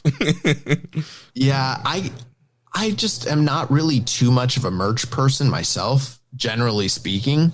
So I was like, it's New Japan. Like I got New Japan stuff. There's just not going to be anything in there that I'm really going to want or need. And then as soon as we walked in, I was like, shit, there's a lot of, this is bro, I'm lucky. I'm lucky I didn't walk out of there with a tracksuit. I was so close to. I thought about getting the 2026 version. I didn't get the tracksuit, but I got a shirt for my wife, shirt for my dog. I got a little Tanahashi plushie. I got the IWGP keychain, which kind of sucks because they changed the title the very next day. I should have known they were going to do that. Worked. Yeah. I got the giant full color program for Wrestle Kingdom, which is pretty cool because that one sold out pretty quickly. Mm-hmm. I got an incredible the Tanahashi shirt, the artistic design. Yeah. That's why she was like, "You don't need another." Yeah, Tanahashi I got that one shirt too. It's over here. Well, I've never liked any of his merch for almost his whole career. I've thought his merch has pretty much sucked, but that shirt I love. And she's like, "Why do you need it? That's the one you've always wanted. You got it." And I was like, "You're right, I got it." So, I got the Inoki towel. I walked out with a lot of stuff. yeah. I dropped some yen in there. Yeah, me too. And then, who did we run into from the company? Tom Partridge. Yeah, we ran into Tom Partridge. Shout out to Tom, sometimes listener. That was cool. Maybe if I ever go back to Japan full time, you can hook a brother up, help me to become gainfully employed because shit is crazy in the States right now. I don't even know if I want to stay here, bro. Immorality 777 saying, how much did y'all spend in TotoCon? Now, to be clear, this was Tokon Shop, which is different from TotoCon. You may have already known that, but this was just the New Japan specific store. But TotoCon we went to a few nights later, and I'm a little ashamed of the amount of money I spent. I only got a Satoshi Kojima trading card from TotoCon. Like there's just like, because honestly, like a lot of it got cleared out. Like they had a lot more stuff we heard, like before the holiday, and so also there's a lot of cool stuff there. Very overwhelming, but nothing there where I felt like, oh, I need to buy this stuff. But it was really cool, like seeing all the masks, all the programs, the ticket stubs, the posters, the action figures. That is one of the mistakes that I felt like we made. People said like you need to give yourself time there. But I thought that it meant like a couple hours. I didn't think they meant like half a day. We could have spent a lot more time there for sure. I wound up with just getting 3 items, and they were all, by Japan standards, extremely pricey. One, I got a Rey Mysterio mask, but it wasn't for me. It was for my brother-in-law, who Rey Mysterio is his favorite wrestler of all time. But it wasn't like it wasn't one of the like Tijuana, masks that you pick up on the side of the road, or you get at one of the like, I don't know, like the novelty shops here in the States. Like it wasn't ring worn, but it was a pro level manufactured mask. The same types of masks that he like, it's from the same manufacturer. It's one of his masks. He just didn't wear it. Mm-hmm. That was pricey. And I felt like I was like, damn, like when am I ever going to see one of these again for this price? Got to get it. Then I found an original UWF dojo shirt and it's a large, but everything runs small there. So basically a large there. It's a medium. And this is in 1983, so I don't know if I'll ever be able to fit this shirt or not, even if I plan to slim down further, but I don't know if I'll ever be able to. But it's like I needed to own it. I was like, I gotta have that shirt. Like, it's incredible. So that's a piece of history. And then I found a fight poster in the it was the most expensive New Japan poster. They had other New Japan posters that were around, that were displayed, that were like, I think they have the original. I think they have the original New Japan poster from the first show. And that one they're selling for like 55,000 yen, which is a lot. But these ones were the ones that were in a box wrapped up. So, you could see them wrapped up. And like Jeremy said, they'd gone. I was looking for fight posters. I wanted something from like Pride or, a boxing, but I couldn't. All that stuff, the MMA stuff was cleared. But I started going through the New Japan stuff, and there was a lot in there. And I found the one that was the priciest. And I saw the name Inoki on it. I was like, all right, let's pull this shit out. Like, what's going on here? Pull it out. It's from 8874. It's Inoki versus Karl Gotch for the Real World Championship. Luthez, special guest referee. It's almost in perfect condition. It's fucking incredible. It's an untelevised event. No one's ever seen the footage of it, but it's the final time Inoki and Gotch ever wrestled at all. And it's the debut show for Riki Choshu when he made his pro debut. So like, I was like, damn, this is a find right here. I went back and forth on it, and I was like, should I buy this?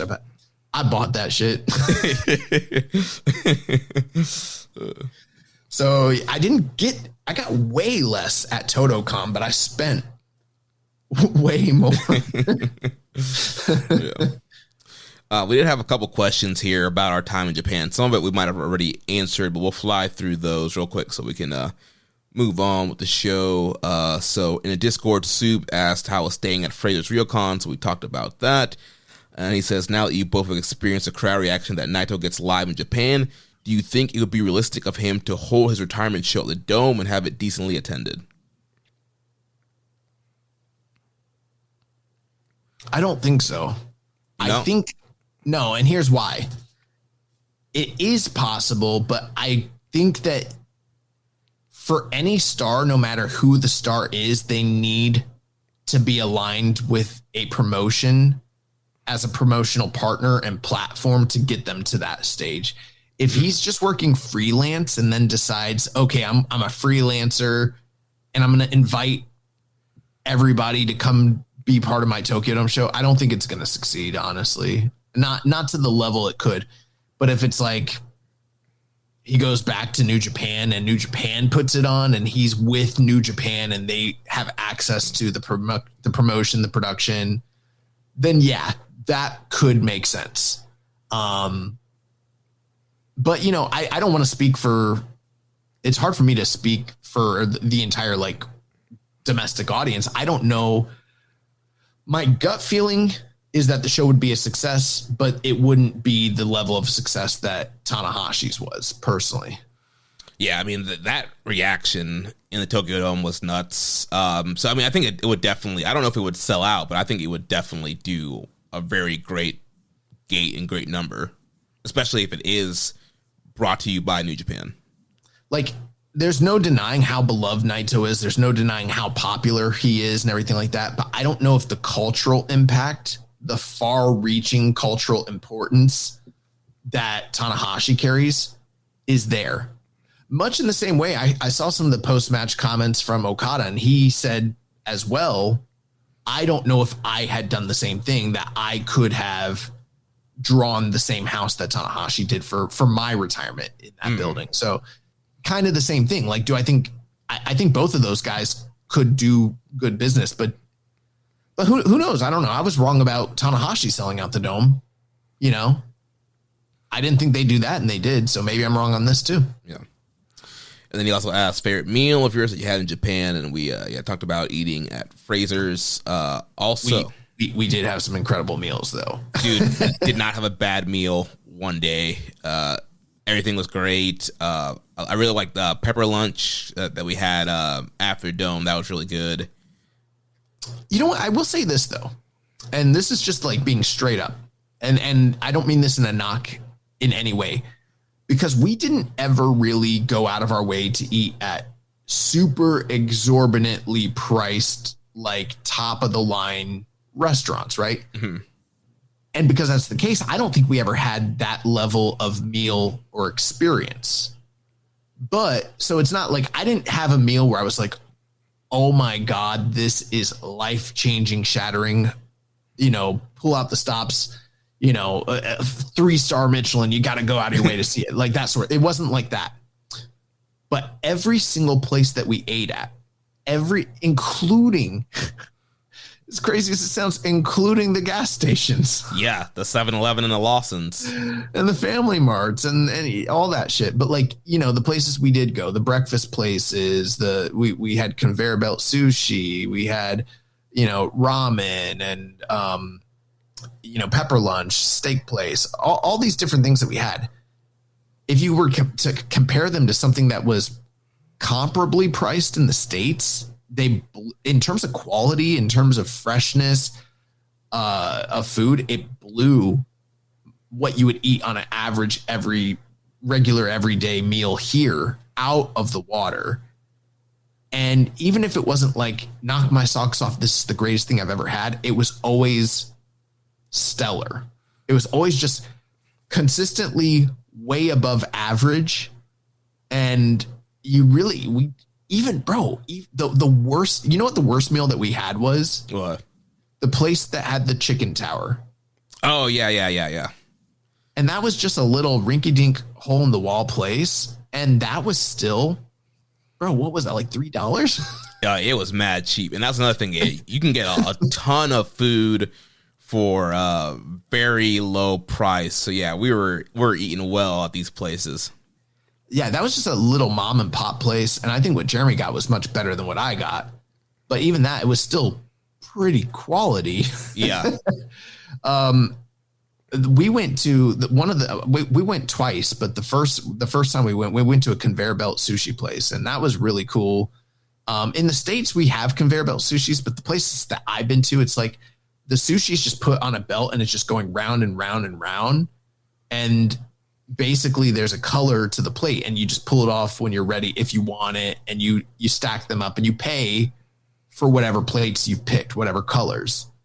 They're not made fresh to order. Like they're just put on a conveyor belt and spun around. And then after a certain period of time, like, oh, let's pull that one off. No one ate it.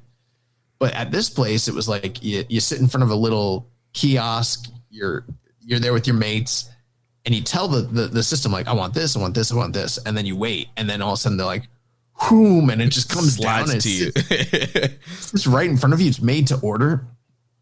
Bro, I got like, now keep in mind, these are just nigiri. So I don't want to make it sound like I'm eating full rolls of sushi. It wasn't full rolls. These are nigiri pieces.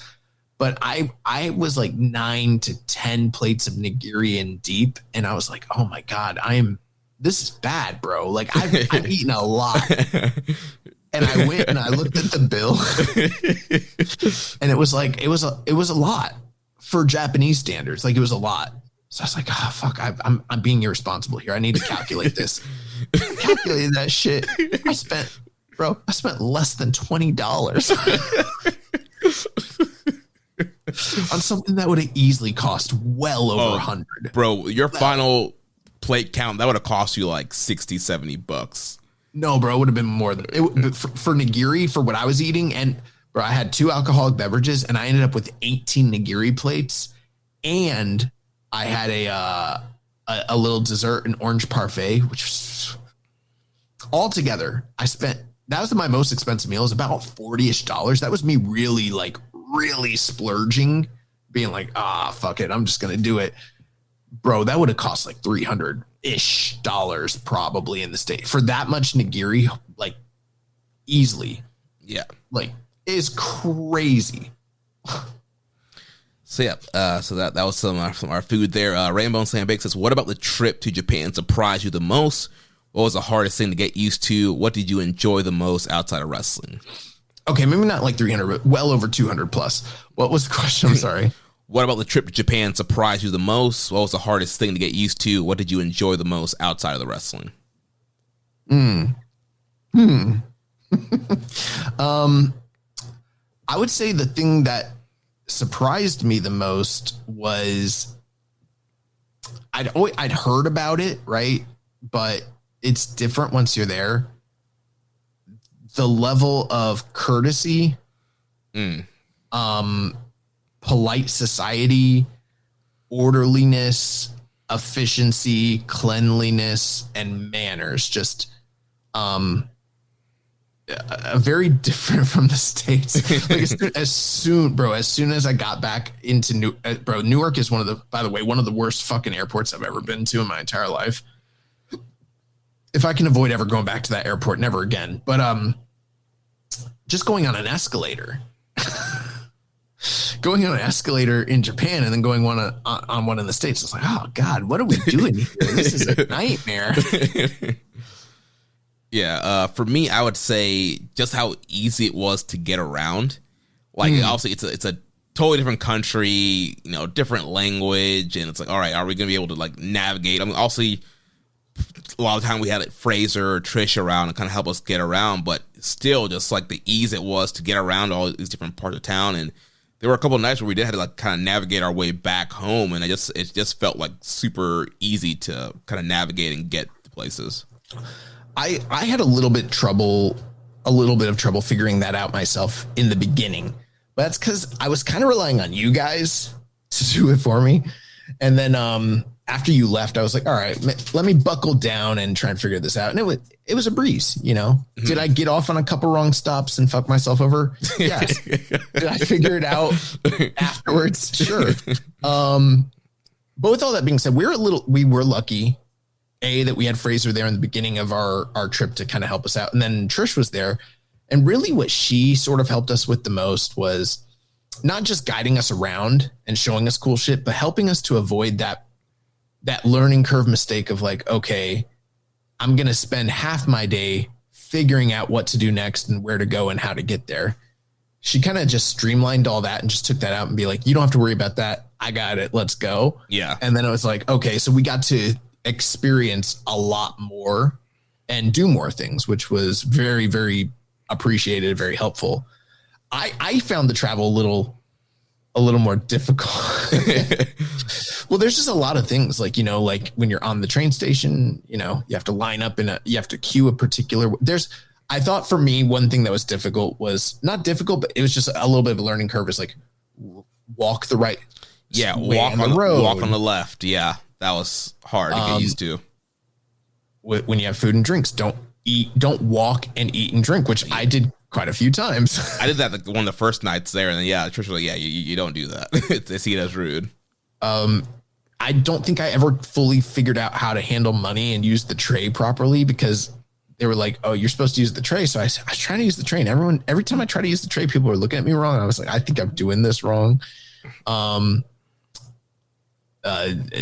Not knowing Japanese was probably one of the, most difficult parts of the trip. But at the same time, Tokyo is very accommodating, especially to foreigners. And so with literally just 3 phrases, you can pretty much get by, even though everyone thinks you're probably an idiot. Yeah. Also the whole trip was, arigato gozaimasu. Yeah. It's just, if all you know is, hello, konnichiwa, excuse me, sumimasen, which is the thing you probably wind up saying the most because you're always just excusing yourself for stupid shit that you're doing that you shouldn't be doing. Yeah. And then saying thank you, arigato gozaimasu. That's pretty much all. There's other like little no tipping. We were like tipping for a bit there, and then it just, I don't know, it hit me and I was like, bro, I don't think we're supposed to be tipping. Yeah, apparently it's a part of their culture. Yeah, it's seen as very rude and disrespectful if you tip. And so I remember like the taxi driver, like we tipped, and yeah, like if you tip, they in their culture they think the price is fair. Everything is included in the final price. And if you give more than that, they're like, what are you doing? Yeah, and then when you're on the subways, even just it's basically staying off your phone, taking no phone calls, not talking loudly, just having a certain level of like courtesy and respect, which like I try to do those sorts of things for sure, but it's also just being mindful of it and, you know, just, I don't know, making sure that you are accommodating to what is going on with their social expectations, you know, and it's not easy if you don't know them all. Yeah. I'm sure that we did. That's the thing. When you're over there, you're going to do shit that. Oh, there was one time when we stopped in a 7-Eleven, apparently the bathroom was supposed to be closed and there was like a sign on it, but sign in Japanese. I just saw it said bathroom and like I go in, do my business, and then I open the doors like this angry Japanese woman out there, and she's like, "You see that sign? That means the bathroom's getting ready to be clean. Like you don't use it." I'm like, "Oh, my bad. Sumimasen." That's funny. And then we kind of talked about enjoying the Ryokan the most outside of wrestling. That was my favorite part outside of wrestling. I will say though, we went to some really cool areas, like shopping areas. We went to Akihabara. We had an incredible time karaokeing one night. Yeah, in dude, Akihabara. we did like a 4-hour session. We said we'll just do 2 hours, and then hour 3 came. And I remember you messaged me like, we're about to be on hour 4. I'm like, another one. Yeah, y'all wanted to go hard. I'll tell people it doesn't fucking matter, but like I broke a glass in there, real glass. Real glass, cry me a river. But it wasn't. Now, don't get me wrong. I was inebriated, but I didn't break it because I wasn't like being sloppy. That's not what happened. I'm just clumsy. Like I almost died one point on the trip where I just we were going down the subway steps and I just caught my foot. I don't even know how I caught myself. I was going, bro. That would have been like one of the worst ways to get hurt on a trip like that. Is just fall down the subway stairs, just flat. You're trying to take a lot of bumps out there. What? Oh yeah, Lawson's. That was different. We had been on we'd been on that plane for all those hours. You know, it was like 18 hours of travel, and then we went to Budokan. So we're on our way back to Fraser's place, and he's like, "Yeah, let's stop at this Lawson's. We'll print some stuff out. You guys get yourself some little snacks." So I go into the aisle where they've got like the gummy, kind of candies, and I don't know any of them, so I'm trying to get like a perspective. And almost every morning I stretch my legs out and I do like squats, like extended squats. I'm like really good at it. So I'm like, all right, well, let's stretch my legs out a little bit. So I was like, I'm going to kill 2 birds with 1 stone, get an eye on some of these lower level candies, but also do a deep squat. Bro, I tried to do it and I just lost my balance. I was like, ah! And I just fell out on the floor. But like the funny thing is, like, I told you and Fraser about it after the fact, but no one saw me unless there was someone on like the on like in the back watching the security cameras. Like no one actually saw it happen, so I kind of got away with it. But then I told y'all and Fraser about it, and Fraser's just like busting my chops about fucking falling in the Lawson's for the rest of the trip. Yeah. But anyways, yeah, I broke a glass in there, and then I knew how those places were because they like to upcharge you for shit. So I cleaned it as well. I cleaned it like spick and span. I was like, I'm cleaning this shit. And then I took all the glass and I was like, how am I going to get away with this? Because like literally they were like, yeah, if you tell them, and everything was included, but they're like, yeah, if you tell them, it's going to be like, probably going to charge you double for the whole thing. And I was like, fuck. So I found a nice little trash can and I just put it in there. Oh man. Next question from Tim Hunter. He said, should someone introduce a safety bar to the Japanese ski lifts? Yeah, we spent time with Tim Hunter from the Social Suplex newsletter. They're the whole group that like that he and Trish have kind of compiled that were there together. I won't out everybody by name, but it was an incredible like group of people, from all of like from South America, from Europe, from Australia, from North America, from all these different parts of the world, literally. And they all just know each other through wrestling. And I'm like, this is fucking crazy. But one thing I appreciated about it, what I liked about that group that he was a part of, Trisha's part of, is that we've gone places and hung out with wrestling folks. And it's cool. You can talk ball with them. But they're not, wrestling folks are not always people I want to hang out with. on a human day-to-day level where it's like, all right, they're cool. I'd like to hang out with them. But like this group was really cool and I enjoyed hanging out with them. So much so that it was pretty cool. After you left, Jeremy, I went to Shomo Tozawa, I think is what it was. It's like a little, it's like a hipster neighborhood basically. And they all like came out and like met up with me and like hung out again. I didn't expect them to do. I really thought I was spending the day on my own. They like came out. That was really cool. But when we went to Mount Takao, which is if you ever get a chance, that's about an hour outside of Tokyo, but it's a really great kind of change of pace and scenery. The hiking was brutal though. We were doing my God, 30,000 steps. My feet were killing me, bro. Bro, my feet still hurt. We were doing 30,000 steps daily. And I know for some people that might be normal, but that's not normal for me. Definitely not normal for me. I try to get like 10K a day. If I'm doing like, above 10 and under 20, I'm like really doing well. But we're doing like 30, dude. And we're on high elevations. But with all that being said, we went on a ski lift on Mount Takao. And me and Tim were big dudes. And like that thing was sinking, bro. And I was like, but it didn't have a safety guard in front of you. You do have nets underneath you. But I'm like, bro, if you fell out of this thing, just keep rolling. Like this is so unsafe. Yeah. But I mean, it went pretty slow and I don't know, it ended up being fun. Yeah, it was great views. Really cool. And then we got lucky where we got to see Mount Fuji because apparently, depending on the time of the day and the weather, if you go to the summit of Mount Takao, you don't always get to see Mount Fuji. I also was included in these little teenage like girls TikTok. They were like at the summit and I thought that they wanted me to be the photographer while they were doing this thing where like they stand at the thing and they like jump up and like act all, like kawaii or whatever. Mm-hmm.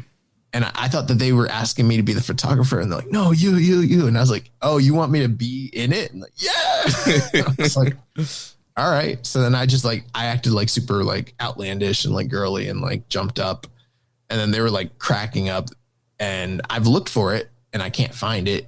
I would like to have it because it was funny, but somewhere out there I'm memorialized on TikTok.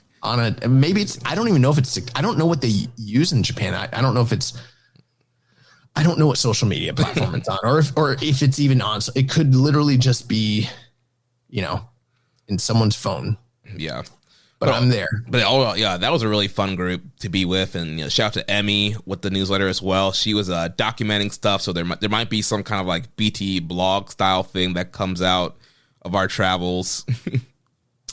Yeah, it was funny. Like the next day, because we went hard that night. Next day, she's like, I wasn't even drunk. She's like, that's just me normal. Oh yeah, you went home, didn't you? Yeah, you went home the next day, right? Yeah. Yeah, so I went out to Yokohama and met with those guys, and she's like, I'm not hungover, and I wasn't even drunk, and I was like, okay.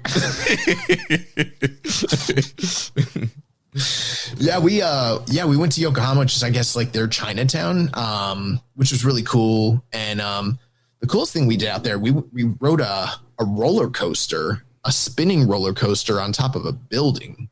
That was pretty cool. And we went to the bookstore and got some what's it called? Shoe Pros. So I got a copy of the most recent Shoe Pro from last week, post Wrestle Kingdom, which, by the way, I don't know, I forgot to mention it on the rundown, but one of the few ever weekly pros to sell out entirely. So that, and Tanahashi's on the front cover, so that's pretty cool. And I got a really incredible, I'm gonna have to read through it and see who makes it, but it's like a life, it's a memorialization of Tanahashi's like career, and it has interviews with all of his like most famous opponents, and it's like a special picture book for his career that was also there. Me and Trish both got that. Nice. And then finally, there was one magazine that was wild, bro. It looked like it was just a Joshi specific magazine. You know, like you had Tam and some other girl. They're on the front cover and they're looking like badass. It's like they're going to fight. And I was like, oh, cool. Like they got their own Joshi publication. Then you open it up, but nah, dude, it was like a swimsuit thing. And bro, it was graphic. I was shocked. I would like, we were going through it and I was like, oh my God, bro, this is crazy. And I was like, they all knew what it was. They knew the name of the publication. Like, yeah, they do that. And I was like, fuck, dude, like this is crazy. Like, I don't know if this would fly in 2026 in the States. Like, yeah, dude, they had some, I don't know if you saw some of the tapes in the Totocon and the Joshi section.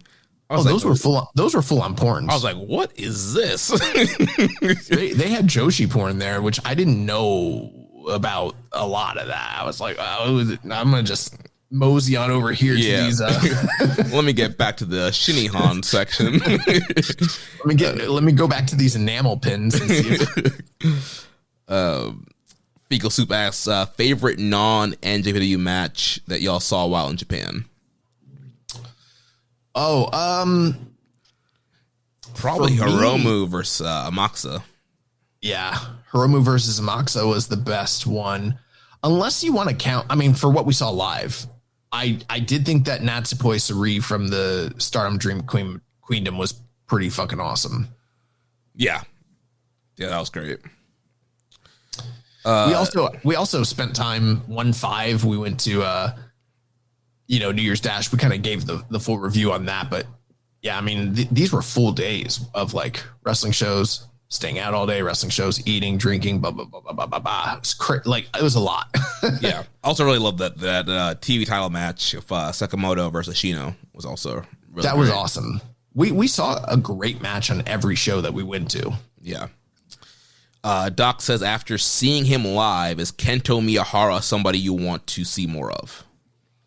I mean, not to toot my own horn, I've seen a lot of Kento Miyahara in his big matches, over the years. Like, that's somebody that even if I'm not following All Japan, I think for about a decade now, I've been paying attention to Miyahara's work. That being said, because I don't watch the regular, I pretty much just watch big title matches and tournament matches and shit like that. I've never seen him do this comedy stuff. And it was, bro, the faces he's like, it's so funny, dude. Yeah. Yeah, honestly, after watching that All Japan show, I was like, I kind of like what this promotion's doing. I'm like, yeah, maybe I should subscribe to All Japan TV and, pop in on some of these shows, see what they're doing. Like, I kind of want to see him versus Talos now. Everyone's saying it sucks so bad, though, but I was like, I don't know. We'll see. Yeah. But yeah, I think Kento Miyahara is one of the best wrestlers of his generation. So yeah. Dragon Master Adam, favorite purchases from the trip? I did. So the day after you left and I went to that hipster town, I found this place called Vintage Vanguard, something like that. And bro, I went ham. I got so many vinyls, so many books and magazines and vintage band shirts. And I was a little embarrassed because Neverending Story is one of my favorite all-time movies. I saw a Neverending Story shirt. So I'm like, yoink, that's mine. And then I was out to lunch with Tim and those guys, and I'm showing them, and he's like, oh, Neverending Story 2. That's an interesting choice. I was like, wait a second, let me look at this. And sure enough, lo and behold, I have Neverending Story 2, not Neverending Story. And I was like, it is kind of a hard shirt, but I kind of hate that movie. Like, it sucks. Oh man, got worked. I don't know. What was your favorite purchase? Probably other than the Ryokan. You can't say the Ryokan. No, I was gonna say probably my haul from Tokon Shop. Like I got Tanahashi shirt, that same one you got. I got a Yota Tsuji shirt. I got the Inoki scarf. I got the Tanahashi towel. I got the New Japan towel. I got the Tanahashi like light up stick thing. Yeah, I got so much stuff in there. I think for me, it's the poster that I got for wrestling related stuff. But I got some fucking stellar vinyls. and I got a really incredible monster, like movie monster Japanese like coffee table book. Let me just say this, like my wife was very happy with the stuff that I brought back. She was like, I had no clue you're going to bring back all this cool stuff.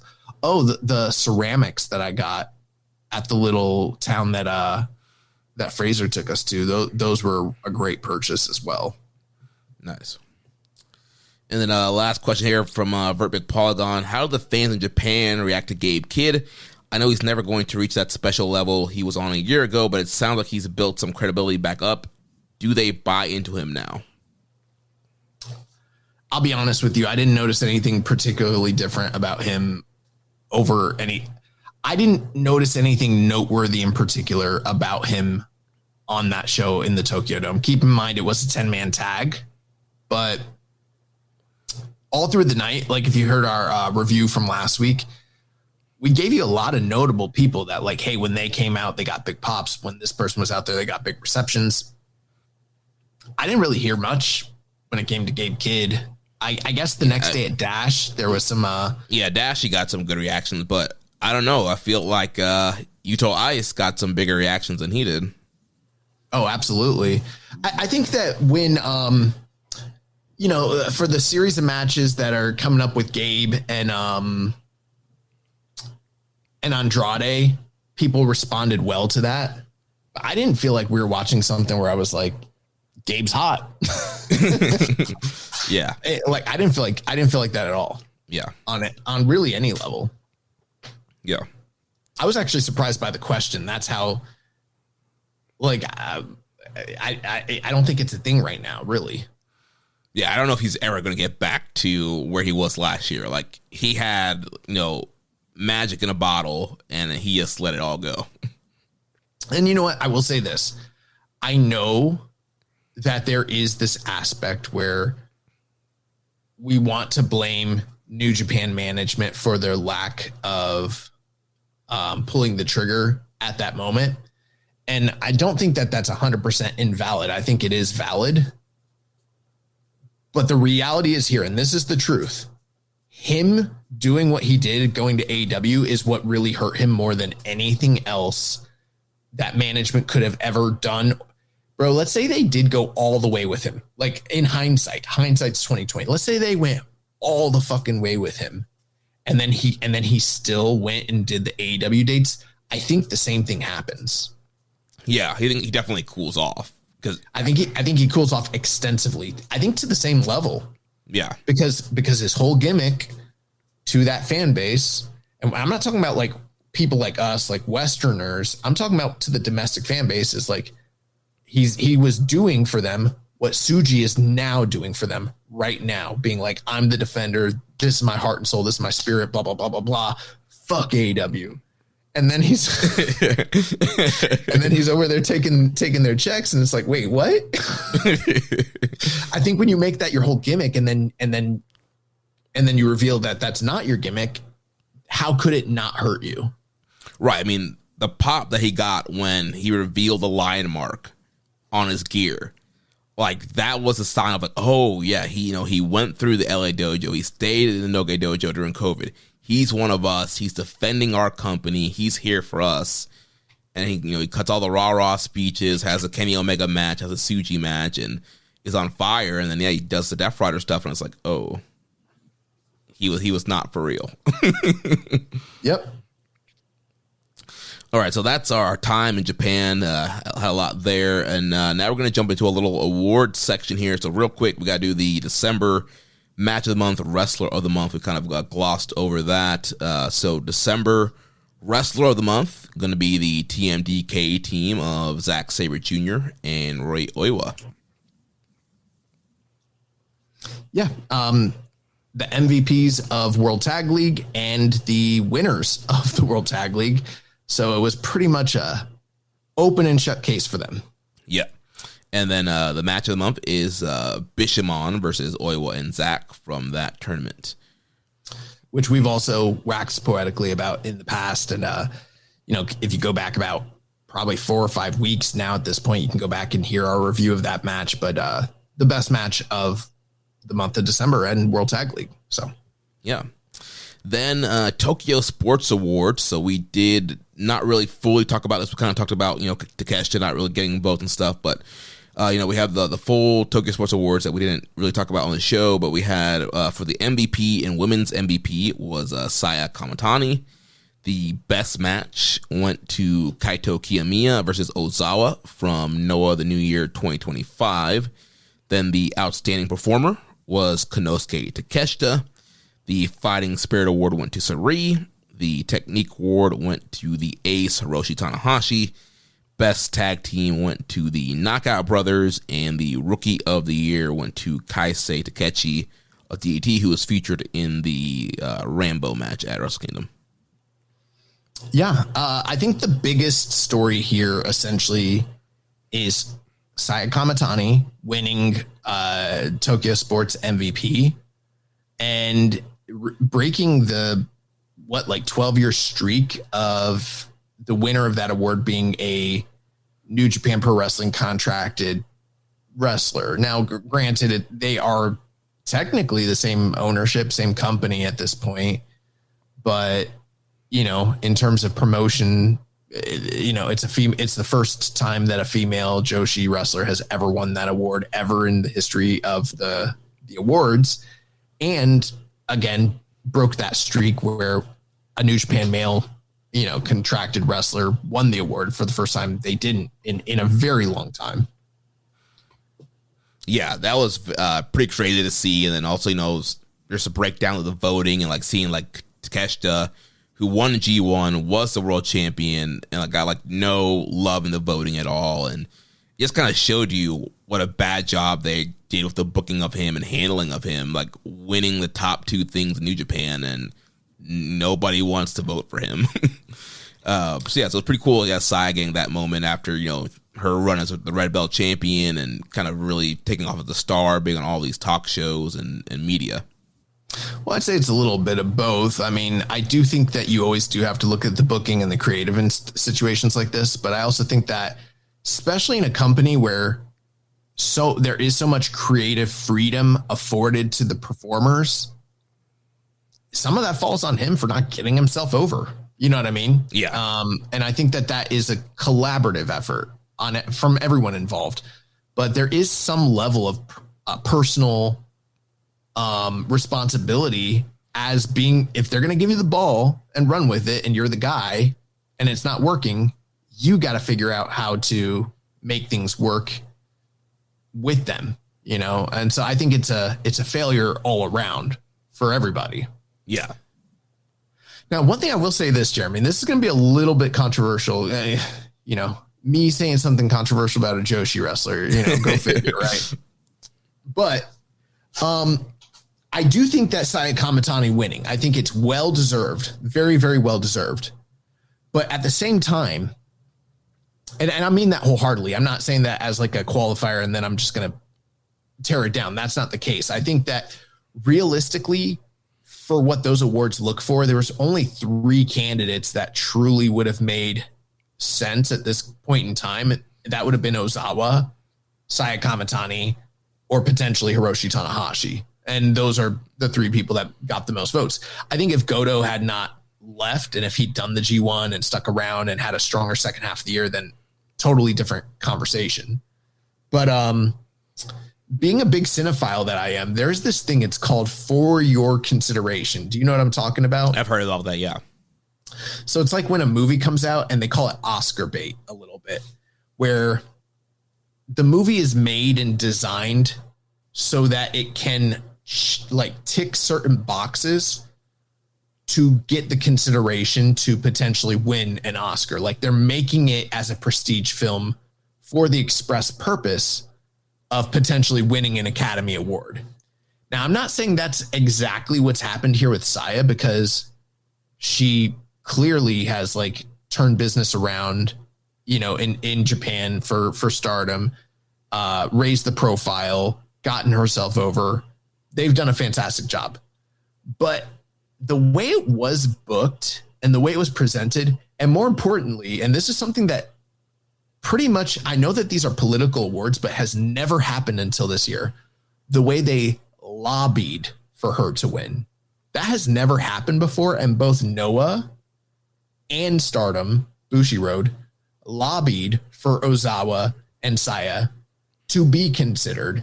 And like, that just never happened in the past before. Like, Kenta Kobashi was not going before the Tokyo Sports Board and being like, so have you guys seen my work from the Budokan? Did you guys check out Champions Carnival? Did you see it? Did you see it? Like, but they did do that with Saya this year.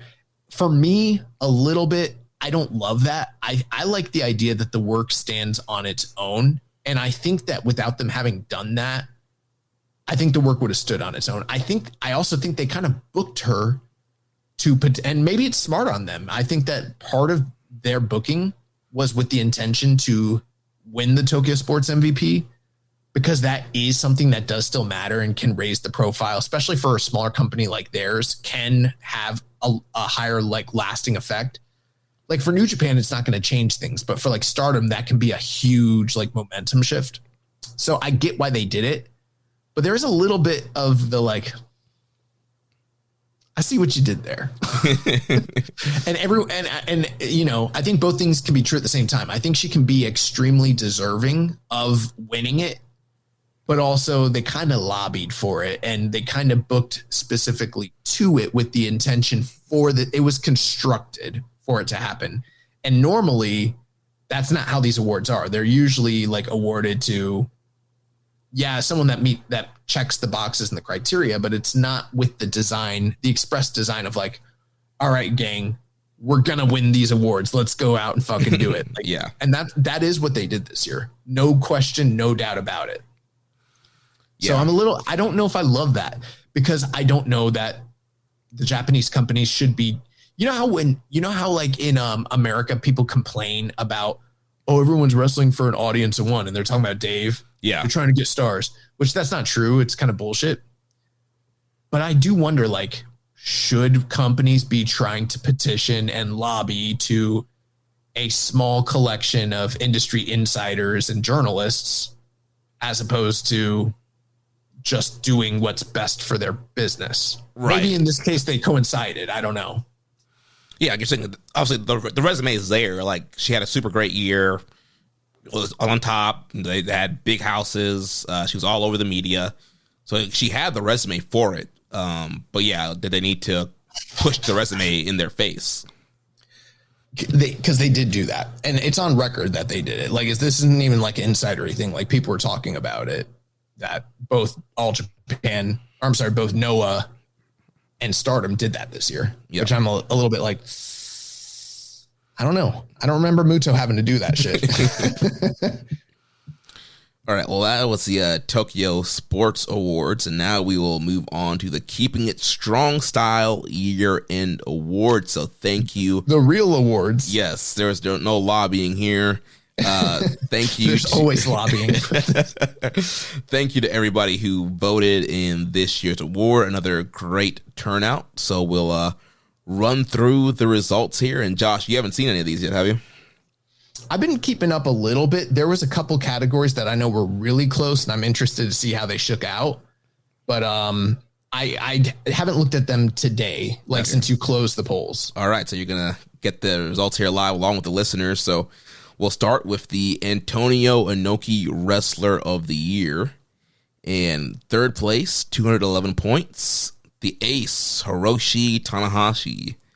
In second place, 290 points, Zack Sabre Jr. And the winner, 309 points, Hiroki Goto. All the credit in the world to Goto. I think that for me, what this signifies is the truth of the matter is Goto had an incredible first 6 or 7 months and then really had a pretty down second half of the year where he wasn't in the G1. He missed some dates because he was doing the movie or whatever. He did have a fantastic match with Takeshita, and he had some good tag work, but all in all, this is a story of two different halves of the year, and his first year was strong enough on its own to outdo everything that Zach did for the whole entirety of the year, which included like multiple Tokyo Domes, multiple title reigns, a full G1, and Hiroshi Tanahashi's just body of work, which was fucking insane, you know, and his retirement year. So, I mean, that really does tell you like how this audience perceived Goto's first half of the year. That's how they held it in such high esteem. It outweighed the whole year of these other guys.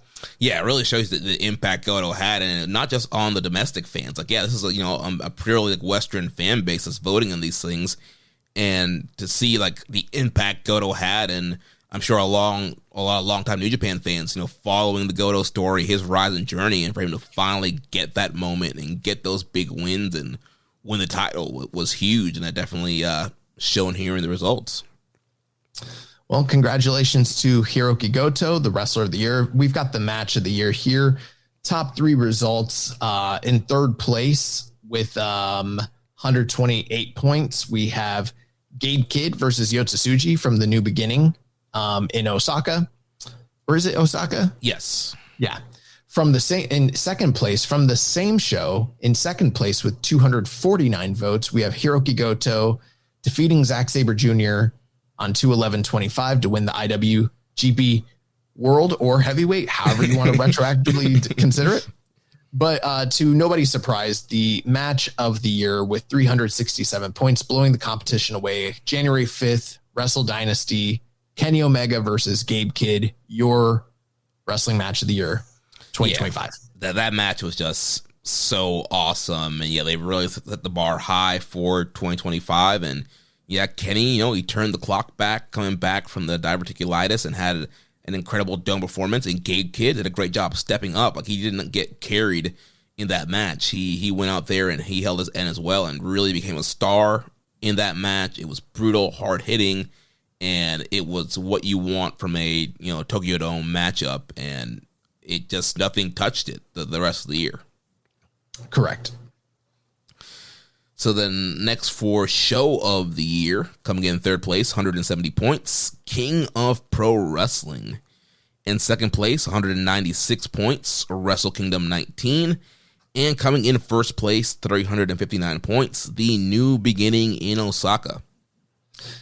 We always talk about how extraordinary a show has to be in the calendar year to outdo the Tokyo Dome shows.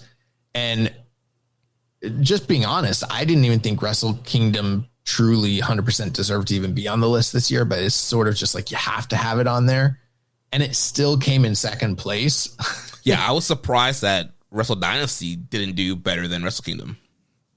I liked Wrestle Kingdom better than Wrestle Dynasty. We covered it last year. I felt like there was a slightly higher level of match quality, but the show mattered more on 1-4, and it drew better. It was a better environment.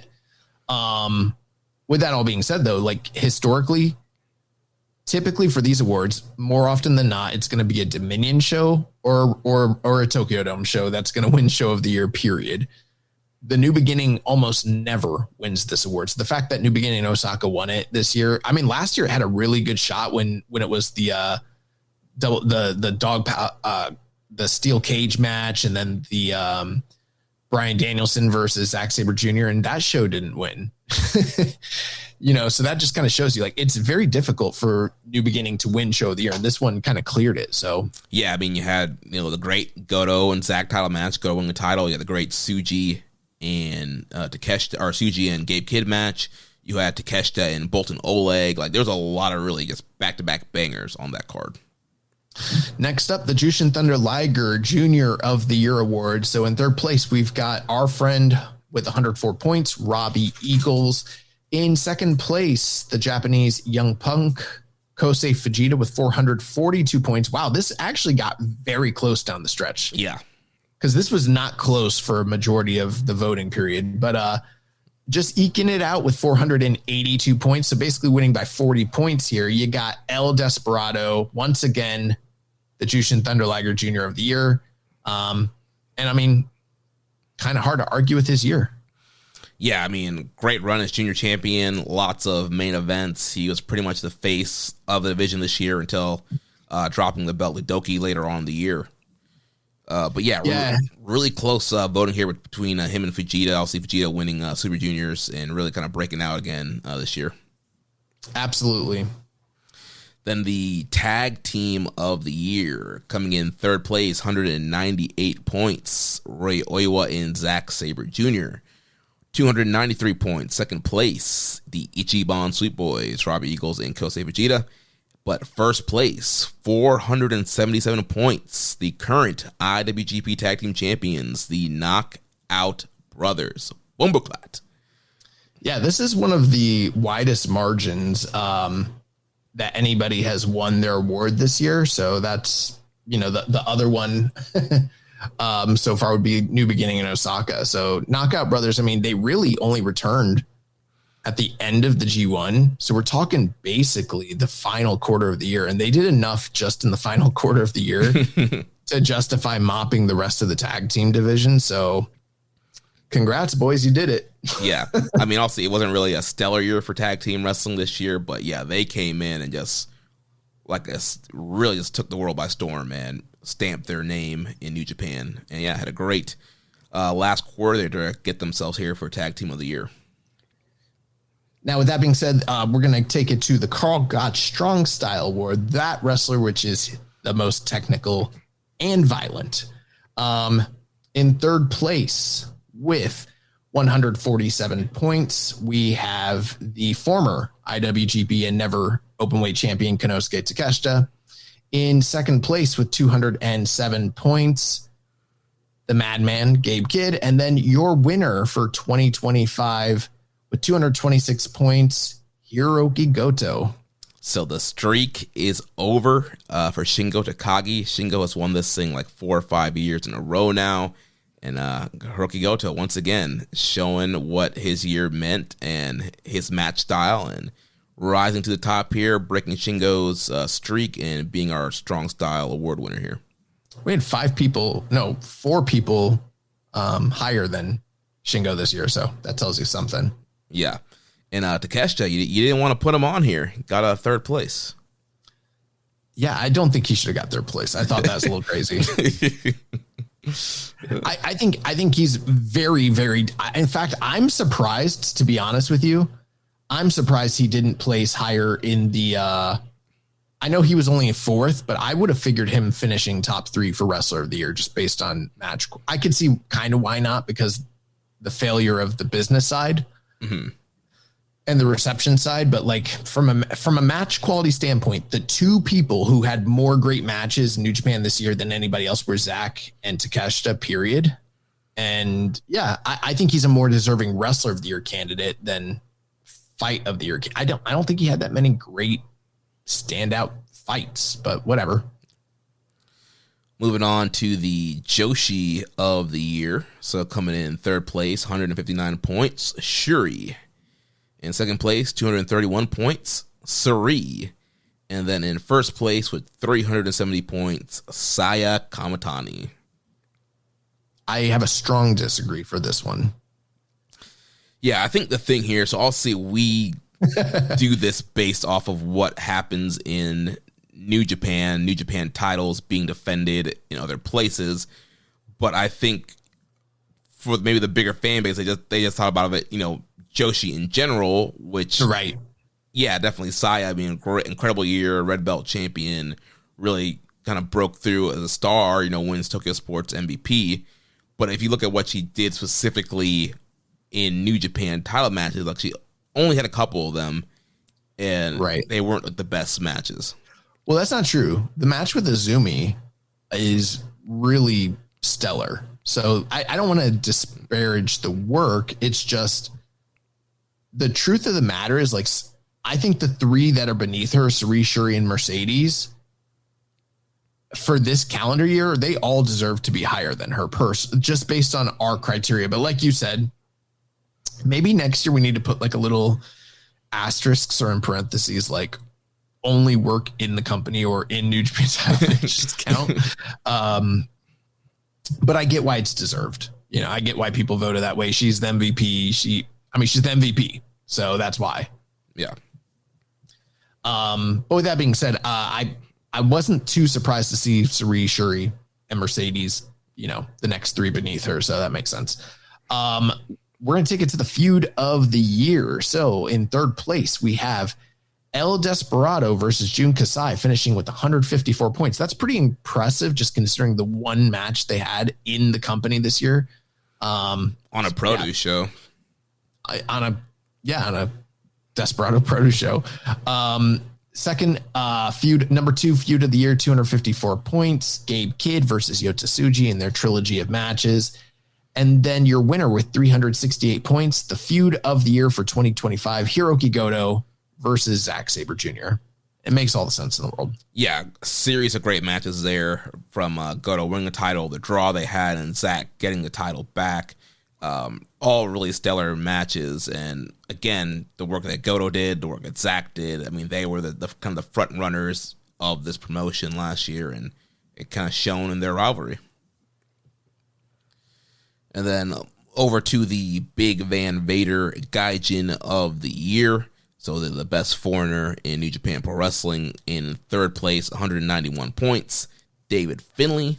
In second place with 237 points, Gabe Kidd. And then in first place with 478 points, Zack Sabre Jr. It's a good one. Let's go to the faction of the year. So the top 3 factions this year, 172 points. Number 3, we have LIJ/unaffiliated. Coming in second place, the Bullet Club War Dogs with 344 points. And then your winners for, I believe, the second year in a row. Yeah. TMDK sitting at number 1 with 425 points. Yeah, great year for TMDK. Zach, Ichiban Sweet Boys, Harley Jackson, doing a lot of great work this year. The next one. This was a really close one. Yeah. So most improved. So third place, 209 points, Roy Oiwa. In second place, 241 points, Boss Bolton Oleg. And then our winner, 276 points, 44 caliber Drilla Maloney. Yeah, this is one that went back and forth between Maloney and Oleg Bolton quite a bit. So wasn't sure how it was going to fully shake out, but it's good to see, you know, where everything wound up. So good on them. So Drilla, most improved of the year. That's great. Next up, we've got the newcomer of the year. So in third place with 161 points, we've got Big Jag, Hartley Jackson. In second place, we have Konosuke Takeshita, which is a little shocking. Like, I almost kind of thought that he was going to walk away with this thing, but, you know, Oscar, Yuto Weiss, the Knockout Brothers, they showed up. 510 points. They mopped everybody. Where my brothers at? Your newcomers of the year, the Knockout Brothers. Then Fighting Spirit Award. So in third place, 228 points, ELP Super Kicks Cancer. In second place, 277 points, Tanahashi with the Final Ace Tour. And then first place, 398 points, Hiroki Goto wins the big one. Apparently, I mean, as we can see, that is a match, a crowning, an achievement that resonated for a lot of the fan base. So well-deserved win. Next up, we have the Young Lion of the Year award. Coming in third place with 135 points, Shoma Kato. Coming in second place with 268 points, Katsuya Murashima. And then your winner for 2025 with 528 points, unaffiliated, or what are they called now? Unbound Company. Unbound Company's own Daiki Nagai. Yeah, kind of blew away there. I think highly expected, just the way that he's been used and pushed, and being linked up with the former LIJ guys. And then over to the Strong Style Fight of the Year, coming in third place with 99 points, Yuto Ice versus Yuya Uemura. In second place with 180 points, Gabe Kidd versus Yota Tsuji from the New Beginning in Osaka. And first place, 316 points, Kenny Omega versus Gabe Kidd from Wrestle Dynasty. For many years, these two awards, the Fight of the Year and the Match of the Year, were cataloged by different matches. But a couple years back, Ospreay and Omega that was the first time that a match won both categories. And Omega's done it again. It just feels right, having Kenny win a Keeping a Strong Style award. We have the junior match of the year coming in third place from February 4th, 2025. El Desperado versus Kosei Fujita, sitting at 201 points. This is one that was really close. And actually, I was pulling for number 2. I thought number 2 was going to, because they were losing for a long stretch. And I had checked the point totals the other day, and they had just pulled a smidge ahead. And I was like, oh shit, they're going to win. But in second place, you got El Desperado versus Jun Kasai from June 24th, 2025, the Despe Death Invitational. And then in first place, you have Kosei Fujita versus Yo, June 1st, 2025, same month. That was the best of the Super Junior finals, where Kosei Fujita was crowned as the youngest winner ever. They finished with 257 points. Now, what's interesting here is Desperado and Jun Kasai actually finished with the most first place votes, and they had 174 total points to Fujita and Yo's 171. But where Yo and Fujita made up the difference were the second place votes. They had 66 to their 54, and that's what gave them the edge overall. So, when you're voting in these awards, you're doing the second and third place votes. Don't vote for those arbitrarily. They count, they matter. And congrats to Fujita and Yo for winning the junior match of the year this year. Yeah. Then the tag team match of the year in third place, 118 points. Bishamon versus Zack Sabre Jr. and Oiwa from November 27th, 2024 in the World Tag League. Then in second place, 191 points, the Dog Pound and Steel Cage match from May 3rd. I believe that was wrestling Dontaku. And then the first place, 301 points, the Knockout Brothers versus Umino and Uemura from October 13th. Do you think that the Bishamon ZSJ Oiwa match that people were voting on, that they thought that they were voting on this year's match? Maybe. The date was on there on the ballot. I know, but I'm just wondering. I'm like, I do remember that match being good, but do I remember that match at the time being number 3 tag team match of the year on the ballots? It was a great match, but I don't know, bro. I don't know. I would have put one of the Ichiban Sweet Boys versus Robbie X matches up there. Right, exactly. Yeah, I'm surprised those were so low. Regardless, some really great tag team wrestling matches here. Again, if you are looking, we always say this, if you're looking for a guide of some of the best stuff to check out from last year, our nominees are some of the best, cataloging of stuff that occurred in the year that you can check out. But Oscar and Yuta Weiss, they defeat Shota Umino and Yuya Uemura 10-13. That is this year's tag team match of the year. Moving on to the Joshi match of the year. In third place, we got Azumi versus Saya Kamitani from September 27th, 2025, sitting with 170. And this is one that was very close. Mm-hmm. Like literally the top 5 matches all are in the 100-ish range, like 127 to 198. So you've got a lot of very even voting across the board here. But Azumi and Saya come in third place. In second place, Shuri versus Mayu Iwatani from April 27th, 2025, sitting with 179 points. And then your Joshi match of the year, Shuri versus Sari, the second match from July 21st, 2025, sitting with 198 points. That is your Joshi match of the year. All 3 of these matches took place for New Japan belts, but in Stardom. Yeah, a handful there. Really great Joshi matches. Yeah, that Shuri versus Suri match rocked. I am surprised. The Shuri versus rematch, the one that I was critical that everybody loved, it scored just slightly above the Hazuki and Mercedes Moné match, which between the two, personally, I'm higher on the Mercedes match than that one. I think that match is a victim of the US.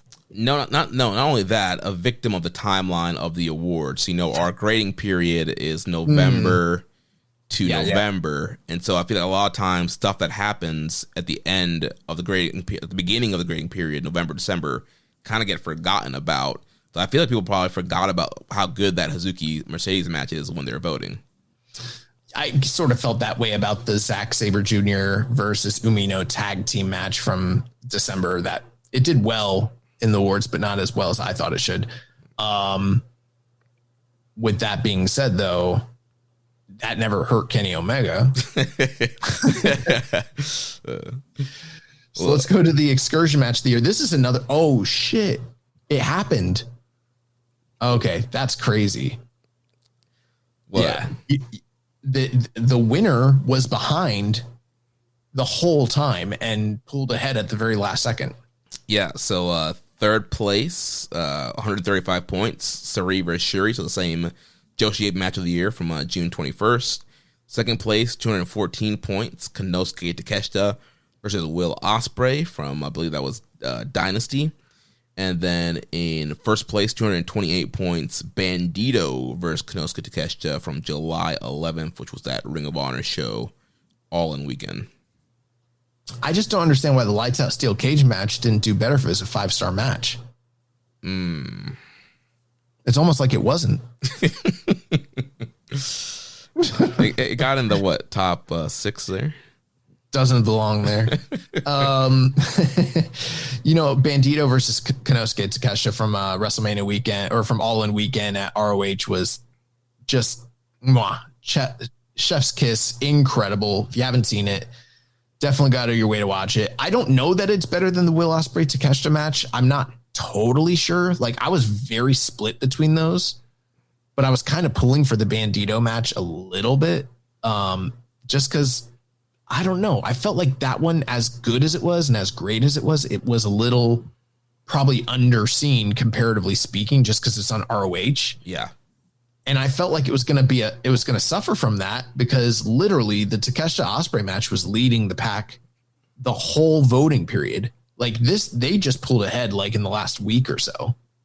That's crazy. Yeah. But awesome matchup. Very rarely happens. Usually when we see one like starting to get close, they still get eked out at the end. It's rare that someone comes from behind and wins the award. Yeah. That's going to take us to the final couple awards here. So we've got the Angle of the Year. So in third place with 184 points, we have Naito and Bushi say goodbye to LIJ, and Naito passes the torch to Yota Tsuji. At second place, I'm so shocked by this, because I really am very shocked by this, because to me, I thought this was the best angle of the year. Same. 219 points. Kazuchika Okada returns to New Japan Pro Wrestling to challenge Hiroshi Tanahashi. And if you haven't heard the name yet, you probably have already guessed it. They're cleaning up in the awards this year with 247 points. Yuto, Ice, and Oscar return from Excursion. The Knockout Brothers are War Dogs. That's crazy. I mean, it's not crazy, but it is kind of crazy. Yeah, I mean, I thought Okada was going to clean this up. I did too. I'm shocked that didn't win. Crazy. You know what? I do got to say this though. Remember I told you that the Jun Kasai El Desperado angle was really great, and we almost didn't put it on there? Yeah. Fourth place with 165 votes. Yeah. And one angle that we did kind of miss was we forgot War Dogs and Unaffiliated coming together, which that probably would have done pretty well. Would have done pretty well. So sorry, War Dogs and Unaffiliated. Mistakes were made. Yeah. So up next, the news story of the year. So coming in 201 points, Kazuchika Okada being named Hiroshi Tanahashi's final opponent. 273 points, second place. New Japan Pro Wrestling sells out the Tokyo Dome for Wrestle Kingdom 20. And then in first place, 385 points, Tetsuya Naito and Bushi leave NJPW.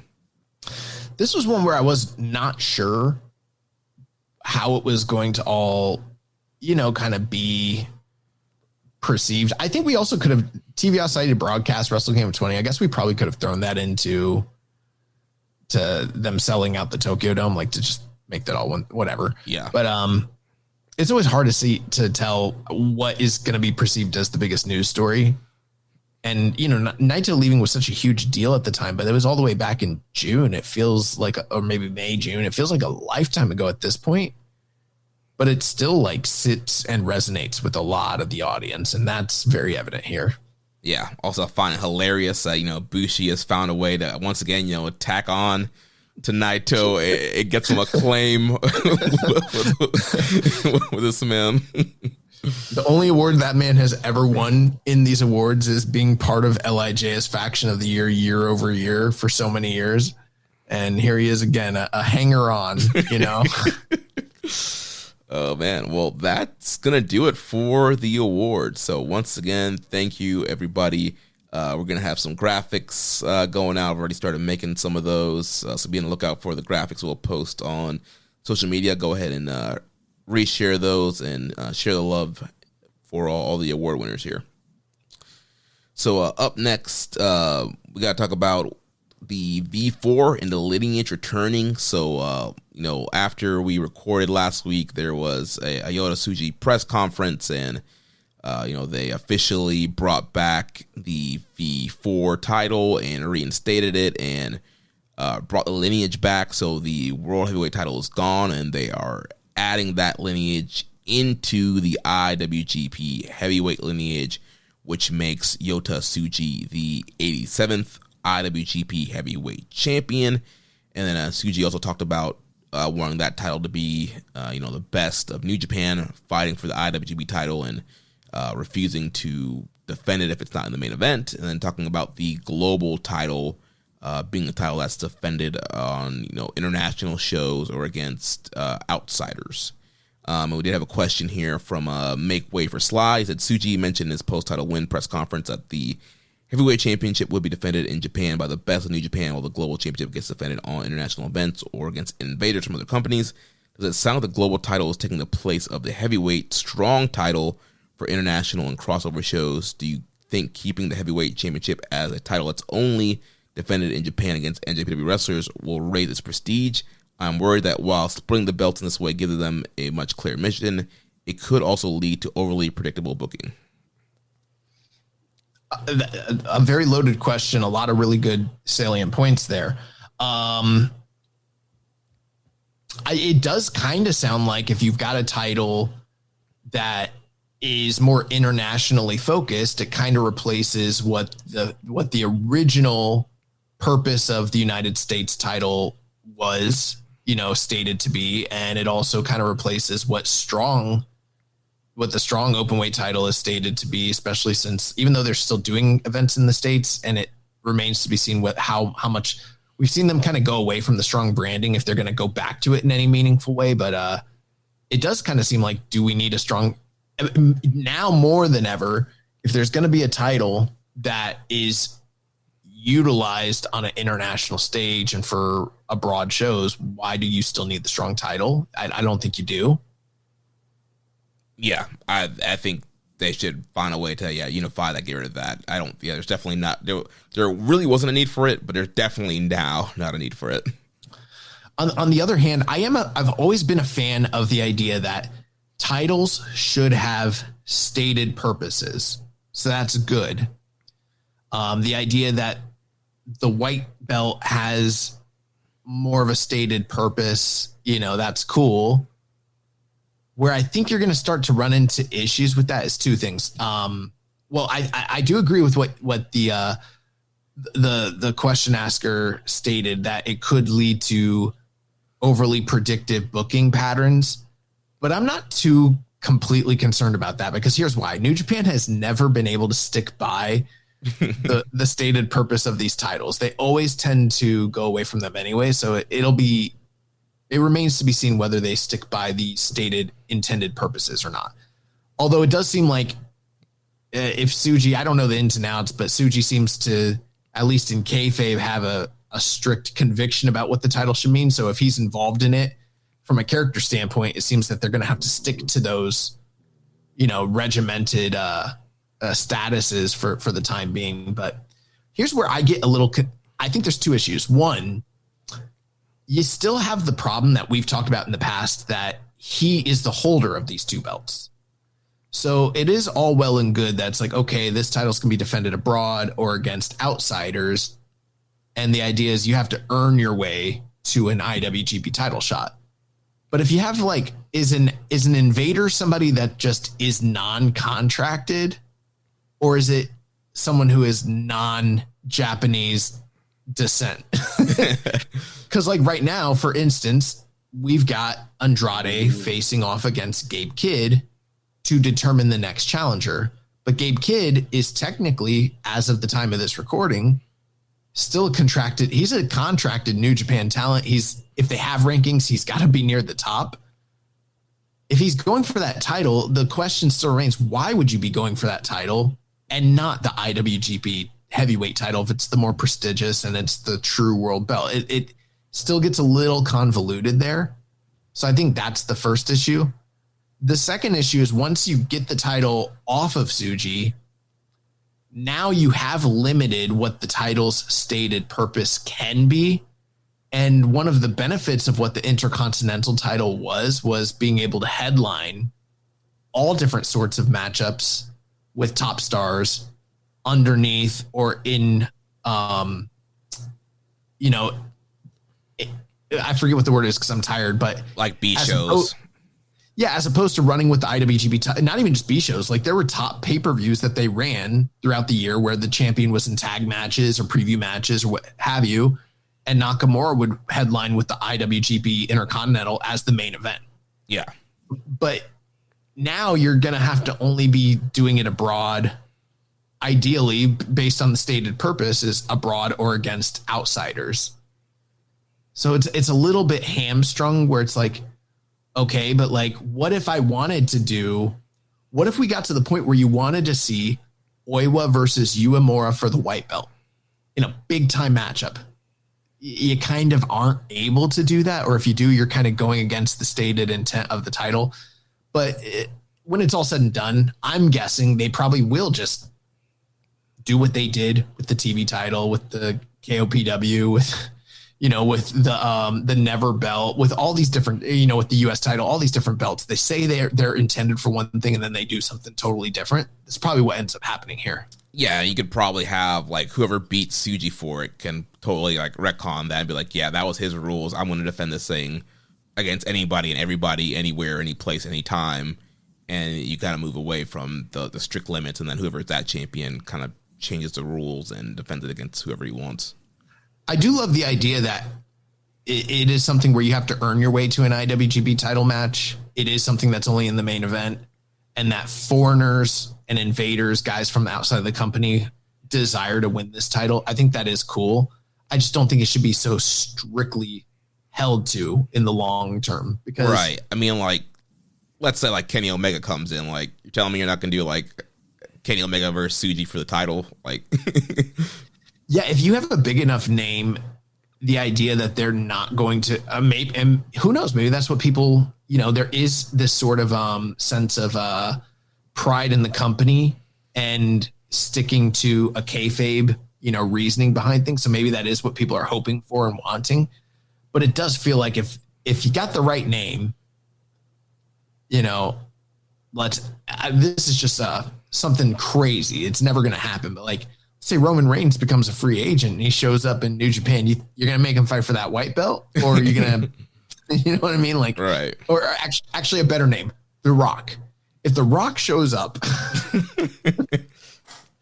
The Rock shows up, hitting the arm, or John Cena. John Cena comes out of retirement and, he wants a 5-knuckle shuffle all over the Tokyo Dome. You mean to tell me he has to fight for the white belt? He can't get an IWGP heavyweight? Come on, bro. We know that's not true. Right. And I mean, a lot of New Japan's big main events in history were built off of a Japanese star versus, foreign outsiders. So, I mean, you can build a great main event that way. So I don't think it should be so strict. I do think rules are good. I also think they're meant to be broken. You know what I mean? But I think that they're still in a conundrum right now with the idea that these two belts have stated purposes, but they're on the same guy. And anybody who wants to go for the white belt instead of the black belt looks like a fool. And if he drops the belt, he looks like a chump. Yeah, it's very. We talk about this again. It's with double gold dash. Like, it's a very sticky situation to be in. He should just vacate. He does not need to have the white belt any longer. They should have already vacated it, honestly. Yeah, but they're probably going to have him lose. It'll probably be some kind of banana peel thing, and he'll drop that and then just focus on the heavyweight title. Why would we want the new champion who's like getting ready to step into acedom and trying to prove himself, step on a banana peel and drop a title? That's fucking stupid. Yeah, I agree, but that's probably what they're going to do. Because if he was going to vacate, they probably would have done it at this press conference. Two of the most high profile examples of similar situations in our lifetime, more from like a Western standpoint, like Bill Goldberg holding the US and the world title at the same time, and Ultimate Warrior holding the IC and the world title at the same time. They vacated the secondary title because why the fuck would you have them drop the other belt or compete for it? Why would anybody in their right mind even want to compete for the second belt? It doesn't make sense logically. Right. If you would do for both, then if you want that belt, so you would challenge for both titles. And then it's like, if you're Andrade, right? So let's say Andrade beats him for the white belt. You mean that man's not going to turn around and be like, all right, ho. We'll give him the black belt now. Right. Like, that doesn't make sense. It's bad storytelling. Yeah. Honestly, he should. I love that he stated these new rules. Now fucking vacate it. You don't need both belts. Yeah. Make Way for Slide also asks, he says, the beginning of the... Can I say one other thing about this? Yeah, go for it. Oh, we got a little bit of lag. Sorry about that. Yeah, I was going to say, I don't love the idea about unifying the lineages of these titles in the way that they did. This is just my personal opinion. I think the way that it should read is this person, all IWGP heavyweight champions until you get to Naito, boom, whatever number that lands at.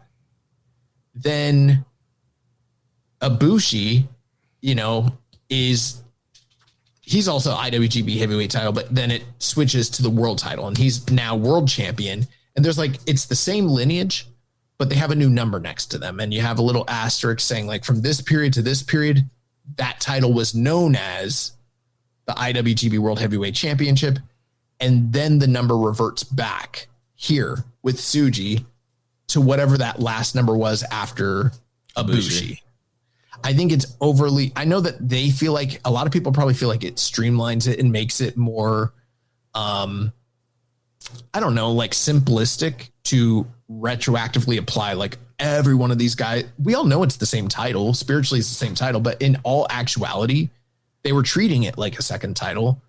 I think it's enough to just put it in the lineage and acknowledge that from this period, it was a different title. But personally speaking, I do the same thing with the original IWGP title anyways. Personally speaking, I think that Hogan and Inoki are both IWGP champions. It was the same design belt, same name. They defended the title, not just in tournament matches. I think that that's also the same belt. Yeah. Yeah, I don't know. I don't have a problem with the way they did it. I think it makes it easier, and I think it's more complicated.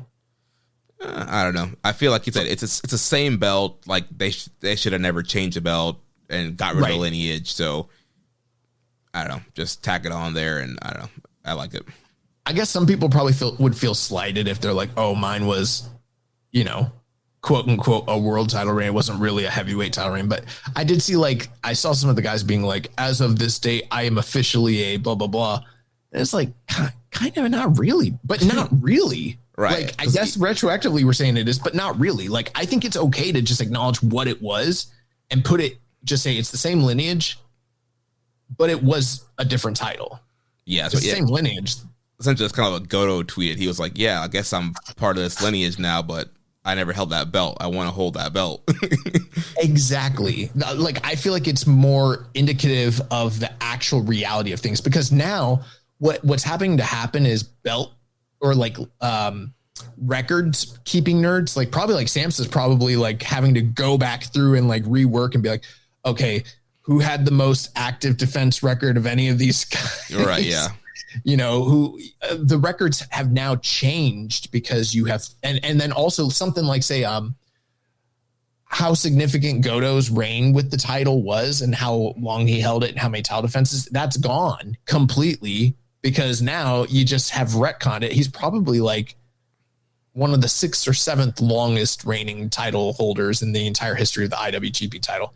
And the other, you know, the other thing it does too is it undermines Tanahashi's records. Because now you're taking, Okada was close to some of Tanahashi's records, but he didn't have them. And now you're going to tack on all those extra days and defenses that he had. I think most Tanahashi's records are under these new guidelines. They're technically gone. I think Okada has like, we already know he'd washed some of them away, but now it's like he took them all away. Yeah. Well, I mean, if they didn't change the lineage, I mean, those reigns probably still would have happened anyway. So but they didn't though. You know what I'm saying? Like, that's the thing. Like, would they have, but you know, you can't operate out of hypotheticals. Like that's not what happened. I think it's good enough to just put them in the same lineage and say from this date to this date, it was this. And then from here to here, this is what it is. And just acknowledge it that way. But it's kind of like from a record keeping standpoint, it is more complicated now. Yeah. I know it's easier to just be like, okay, it was all the same number, but now it's like, fuck, how do we, for the record keepers, and the historians, it's fucking weird. Yeah. We'll make way for slide also asks, it says the beginning of Unbound Company appears to signal the end of the Bullet Club faction for now. Do you feel that there should have been a larger send-off for Bullet Club? Although it also seemed abrupt, a faction like Suzuki-gun at least got a moment to acknowledge its dissolution with the audience. Well, you know, last week we kind of speculated in the early morning without any sort of real verification of any sort. We speculated on a fraudulent story about WWE buying the Bullet Club. My understanding that's not something that has happened or would happen, but I'm not convinced that this is an official breakup, honestly. Like, yeah, you look at the way that Finlay and Gabe were kind of looking at Tsuji during that promo when he's kind of announcing Unbound Company. And even though Tsuji's saying like, oh yeah, this was their decision too, like they want to leave behind the Bullet Club name and, you know, they're all with this. I don't think they're really with it. And part of it, I think, is they're just trying to figure out, are these guys even staying? Mm-hmm. And then if they do stay, then they'll probably split and War Dogs will still exist. I think that they will split. Either way, they'll split, and either it'll be a situation where War Dogs does continue to persist and Bullet Club is still a thing, or if they need to, they might need to do like, all right, they're split, and now to get rid of Bullet Club and to do the send-off, Dog Pound Steel Cage match, loser leaves Japan, you know, Bullet Club loses, that's their send-off, blah, blah, blah, you know, and then we see these guys working, you know, Court Bauer or whatever. Yeah. All right. Well, we do have a couple shows coming up this weekend. So there's going to be Yuji Nagata Produce Blue Justice show on Sunday, January 18th from the Sakura Civic Gymnasium. So we're going to have Tiger Mask and Zane J versus the Ichiban Sweet Boys, Murashima, Wato, and Yo versus Unbound Company of Daiki Nagai and the Knockout Brothers. And then Despi, Yasuda, Taguchi versus Doki, Sho, and Kanemaru from House of Torture. Bishamon and Matsumoto versus Hartley Jackson, Oiwa, and Sabre. Non-title match there. Shomakato, Umino, and Uemura versus Team 150 of Kojima, Taichi, and Ishii. Then some main event, United Empire, Callum Newman, Akira, Great Khan, Jake Lee, and Jacob Austin Young versus Unbound Company of Gedo, Hiromu, Shingo, Taiji Shimori, and Yota Tsuji. And then the main event, Aaron Wolf versus Bolton Oleg, Aaron Wolf, Bolton Oleg, Toriano, and Nagata versus Teitogo, Evil, Ren Narita, and Yujiro Takahashi in the main event. Blue Justice indeed. Then we got the Road to the New Beginning, Night 1, starting next Monday from Cork and Hall, January 19th. So the Young Lions Cup is back and is starting on this show. So 2 first-round matchups here. We'll have Masatori Yasuda versus Tatsuya Matsumoto, and then Zane J versus Daiki Nagai. And we had a question from that dude named Menace of the New Young Lions. Who do you see emerging as one of their next stars? Zane J, easily. I mean, Zane's been showing a lot of fire, but I don't know. I think that just a lot of stuff behind Daiki Nagai. I think he's going to be a breakout star. But Morishima, it's been really impressive. Morishima's impressive for a lion, but he's big, bulky. We got to go by the just the standards of history that this company has showed us over not its whole entirety, but in the Bushiroad era.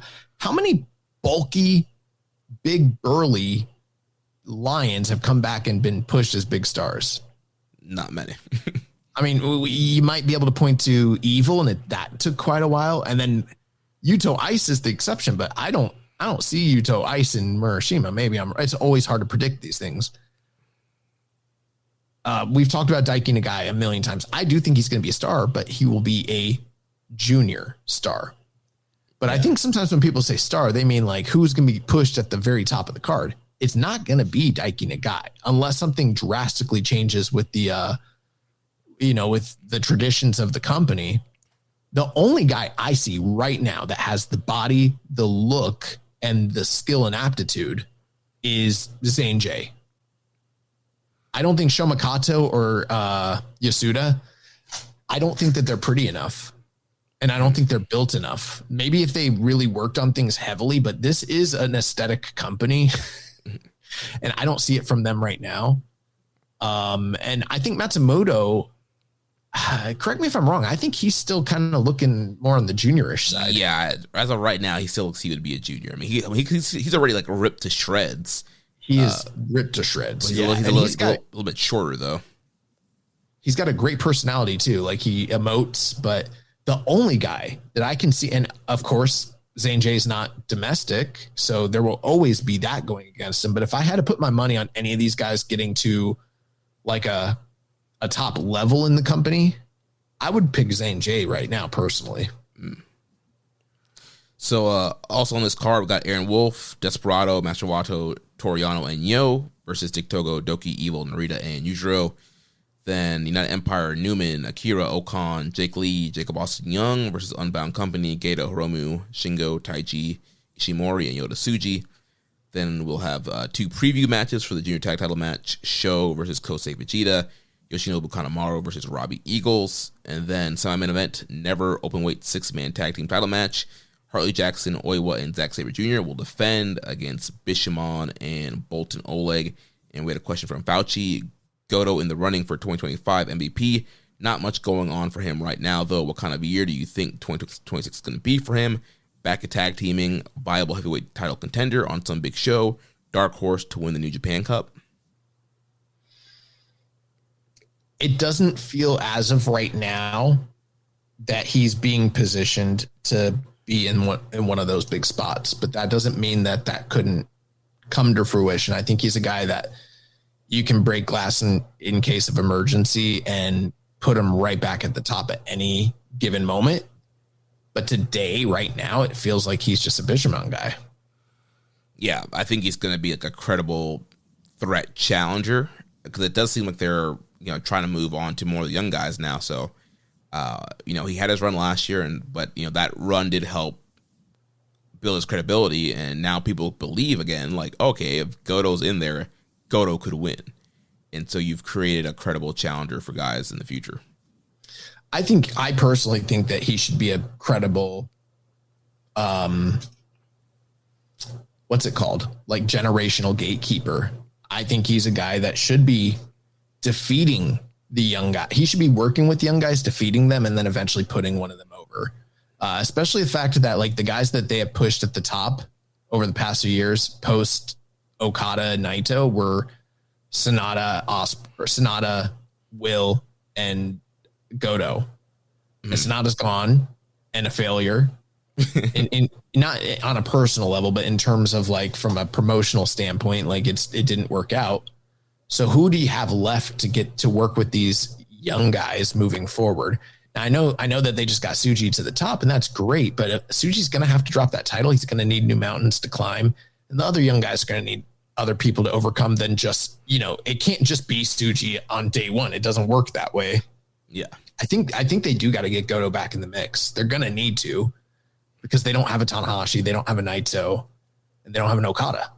Yeah. Or a Ibushi, or a Jay White, or a Kenny Omega. Yeah. There's a whole generation of guys that they don't have. So they're going to need people to work with these people and put them over. And then the main event, IWGP Tag Team Title #1 contendership match. Taichi and Tomohiro Ishii take on Shota Umino and Yuya Uemura. And Cadillac Paul 117 asks, what does Shota need to do to get some momentum this year? Be tough. Do blade jobs. I'm serious. Like, just be a badass, That's what you should do. Be fucking rule. If you fucking rule, everyone will love you. Right now, no one loves you because you don't fucking rule. It's that simple. Yeah, and also I think, too, they just need to try to book him in better moments. Like them walking out right after, KOB wins and the crowd super into KOB was just a bad, That's such a bad decision. Yeah. But in this match, I don't think, I'm pretty sure Umino and Uemura will go over. But you mean to tell me that the crowd isn't going to be 100% firmly behind Taichi and Ishii over them? Yeah, come on. Cork and Hall. Super smart fan base. And Cork and Hall, come on, bro. Get real. And then that's going to lead to night 2. We don't have the full card yet, but the Young Lion Cup will continue. So the winners of the first 2 Young Alliance matches will advance to face Shoma Kato and Katsuya Murashima, who both got buys due to being the 2 elder Young Lions. So I guess... Very interesting that this year's Young Lions Cup is a single elimination, and we said they should just do a single elimination, but I don't think they've ever done a non-league Young Lions Cup. I think it's always been a league. This is the first time I can ever recall them doing an elimination tournament. Yeah. So I guess who do you think is going to advance to face Shoma Kato out of Yasuda and Matsumoto? Probably Yasuda. Yeah, that would be my guess too. And then Nagai and Zane J, who you think is going to win there to face Murashima? It could be either guy. Most likely Daiki Nagai, but it could be either guy. Because I think that there could be a tendency to want, here's my thinking when it comes to Zane J. He has a lot more experience than the rest of these guys. And I know that historically there's this hierarchy thing, but he's kind of a guy that's being brought in with a lot of experience that they could hotshot to the main roster in a short succession, similar to Juice Robinson or what they did with, David Finlay, some other guys like that. And they do tend to like to have domestic versus outsider type of situations in these cups. They did that with Carl Fredericks and Shota Umino in the past. And Shoma Kato and Zane J had a big kerfluffle earlier this year that could also get revisited in a final situation. So that's one way you could go. The other way is I don't see Daiki Nagai going. I do see Zane J. I could see Zane J going all the way through. I don't see Daiki Nagai going all the way through. My 2 opinions, I think that Kato versus Murashima, both guys, the 2 top seniors of their classes, getting ready to go to excursion, that kind of makes sense to me. But I could also see Shoma Kato versus Zane J as a potential final as well. Those are my top 2 most likely finals. Yeah, I feel like Kato and Morishima is too predictable. And that's the easy chalk. Yeah, they're the 2, eldest Young Lions, so that's going to be your finals. They got the buys. So I feel like it's a little boring. I can definitely see Zane J upsetting Daiki Nagai. I'm sure also, based off the voting and what people think of Daiki Nagai, they expect him to, run through this and win the whole thing. But I due to his size, I think that he's going to have some stumbling blocks here. And I could see, again, with Zane Jay's experience, I could see, first round upset. Zane Jay advances and faces Morishima. And then you can possibly have some more upsets there. Yeah, he could upset Morishima, or you could have Yasuda upsetting Kato to get to the finals. Yeah, I think everything's plausible. Here's the only thing about chalk when it comes to New Japan or Young Lions Cup. They typically do tend to go pretty chalk. Yeah. When it comes, Young Lions Cup is not like a topsy-turvy, crazy booked. It's usually like, I know that from time to time they've gone a little bit out of the hierarchy system. Some of the guys in the Discord were pointing that out, but like historically speaking, by and large, top two guys of the class end up fighting each other. That's usually just what it is. So I wouldn't really be too surprised if it just ends up being Murashima Kato. Yeah, and in that case, I think Murashima would win. I think Murashima, if Murashima goes to the finals, I think he wins. Yeah, I think Morishima Kato is a safe bet pick for the finals, and then between those two, I would also go with Morishima getting the win there. The only thing with Daiki Nagai is if he has really, endeared himself to management, and obviously he's gotten the push to be part of Unbound Company, unaffiliated, yada yada. So maybe they do want to hotshot him, and if that's the case, who knows? Maybe he could win it. It's not impossible. Yeah. Then also on that card, we'll have a junior tag team title match. Ichiban Sweet Boys defending against Sho and Kanemaru. And the main event will be the junior heavyweight title with Doki defending against El Desperado. So I guess for all title matches on both nights, I guess let's back up to night one. We got the Never Six-Man title match and the number one contendership. I think we kind of already said we thought Umino and Uemura would win the contendership. And then you think TMDK retains the Never titles there?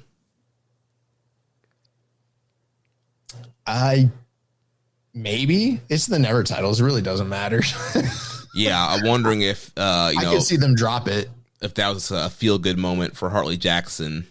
And then, Bishamon and Bolton just get the win back here. Yeah, I wouldn't be surprised if they just take the belts from them. Yeah. But then both junior title matches, I think Ichiban Sweet Boys probably retain. I hope they retain.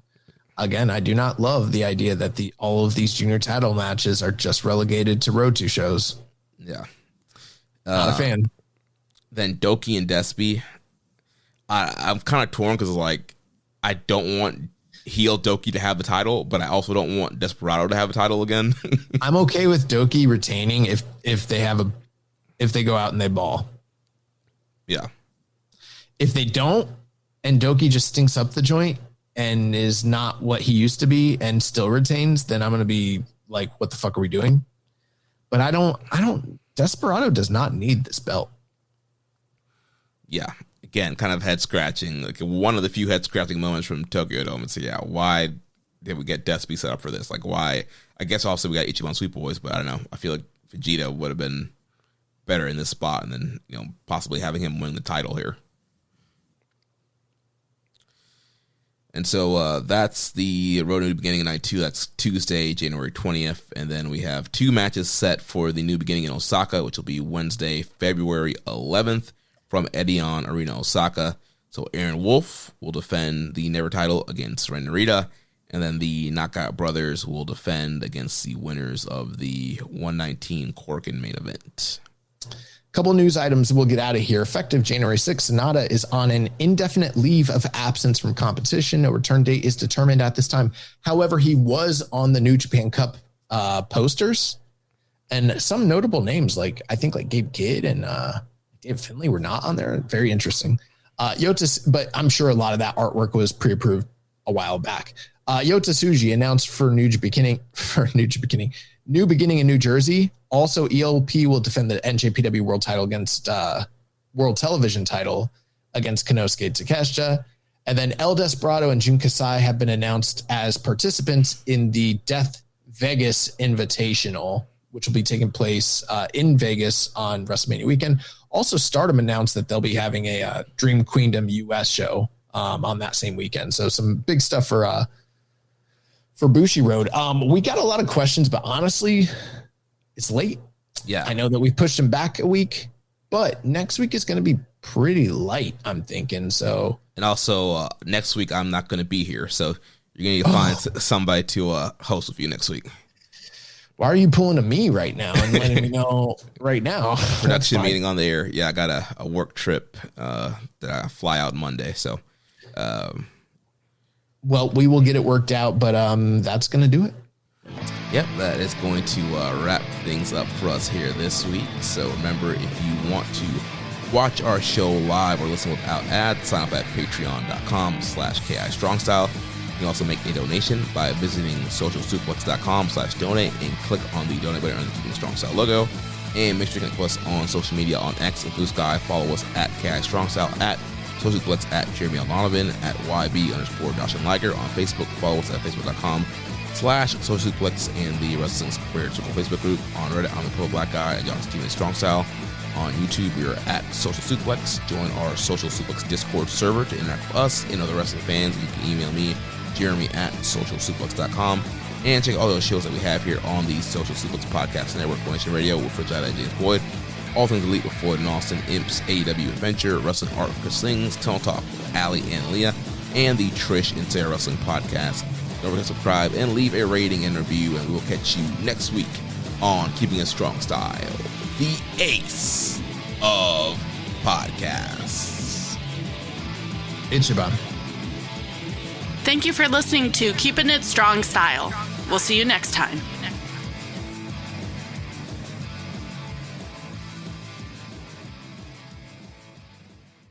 If you're a podcast host, listen up, this one's for you. My name is Allie Jackson. I'm the host of Finding Mr. Height, a dating and relationship podcast that I've been doing for 4 years now, sharing my positive and practical approach to dating that's built on my own life experience. And I wanted to share another experience that I've had, my secret behind monetizing my show. It's called Red Circle, and I was just telling my colleague about how much I love their platform. With Red Circle, not only am I getting a seamless hosting experience, but I also love the support I receive in ad sales. It's not just typical ad sales either. It's targeted opportunities based on my show and my life. And the platform is super simple. You just set your preferences and Red Circle matches you with sponsors that align with your show. You can vet every opportunity and their platform gives you great analytics. More recently too, my Red Circle team has brought me opportunities outside of my podcast on social media to really augment the podcast partnerships, bring them full circle. I just can't recommend them enough. If you want to give it a try, go to redcircle.com to get your free trial. That's redcircle.com for a free trial.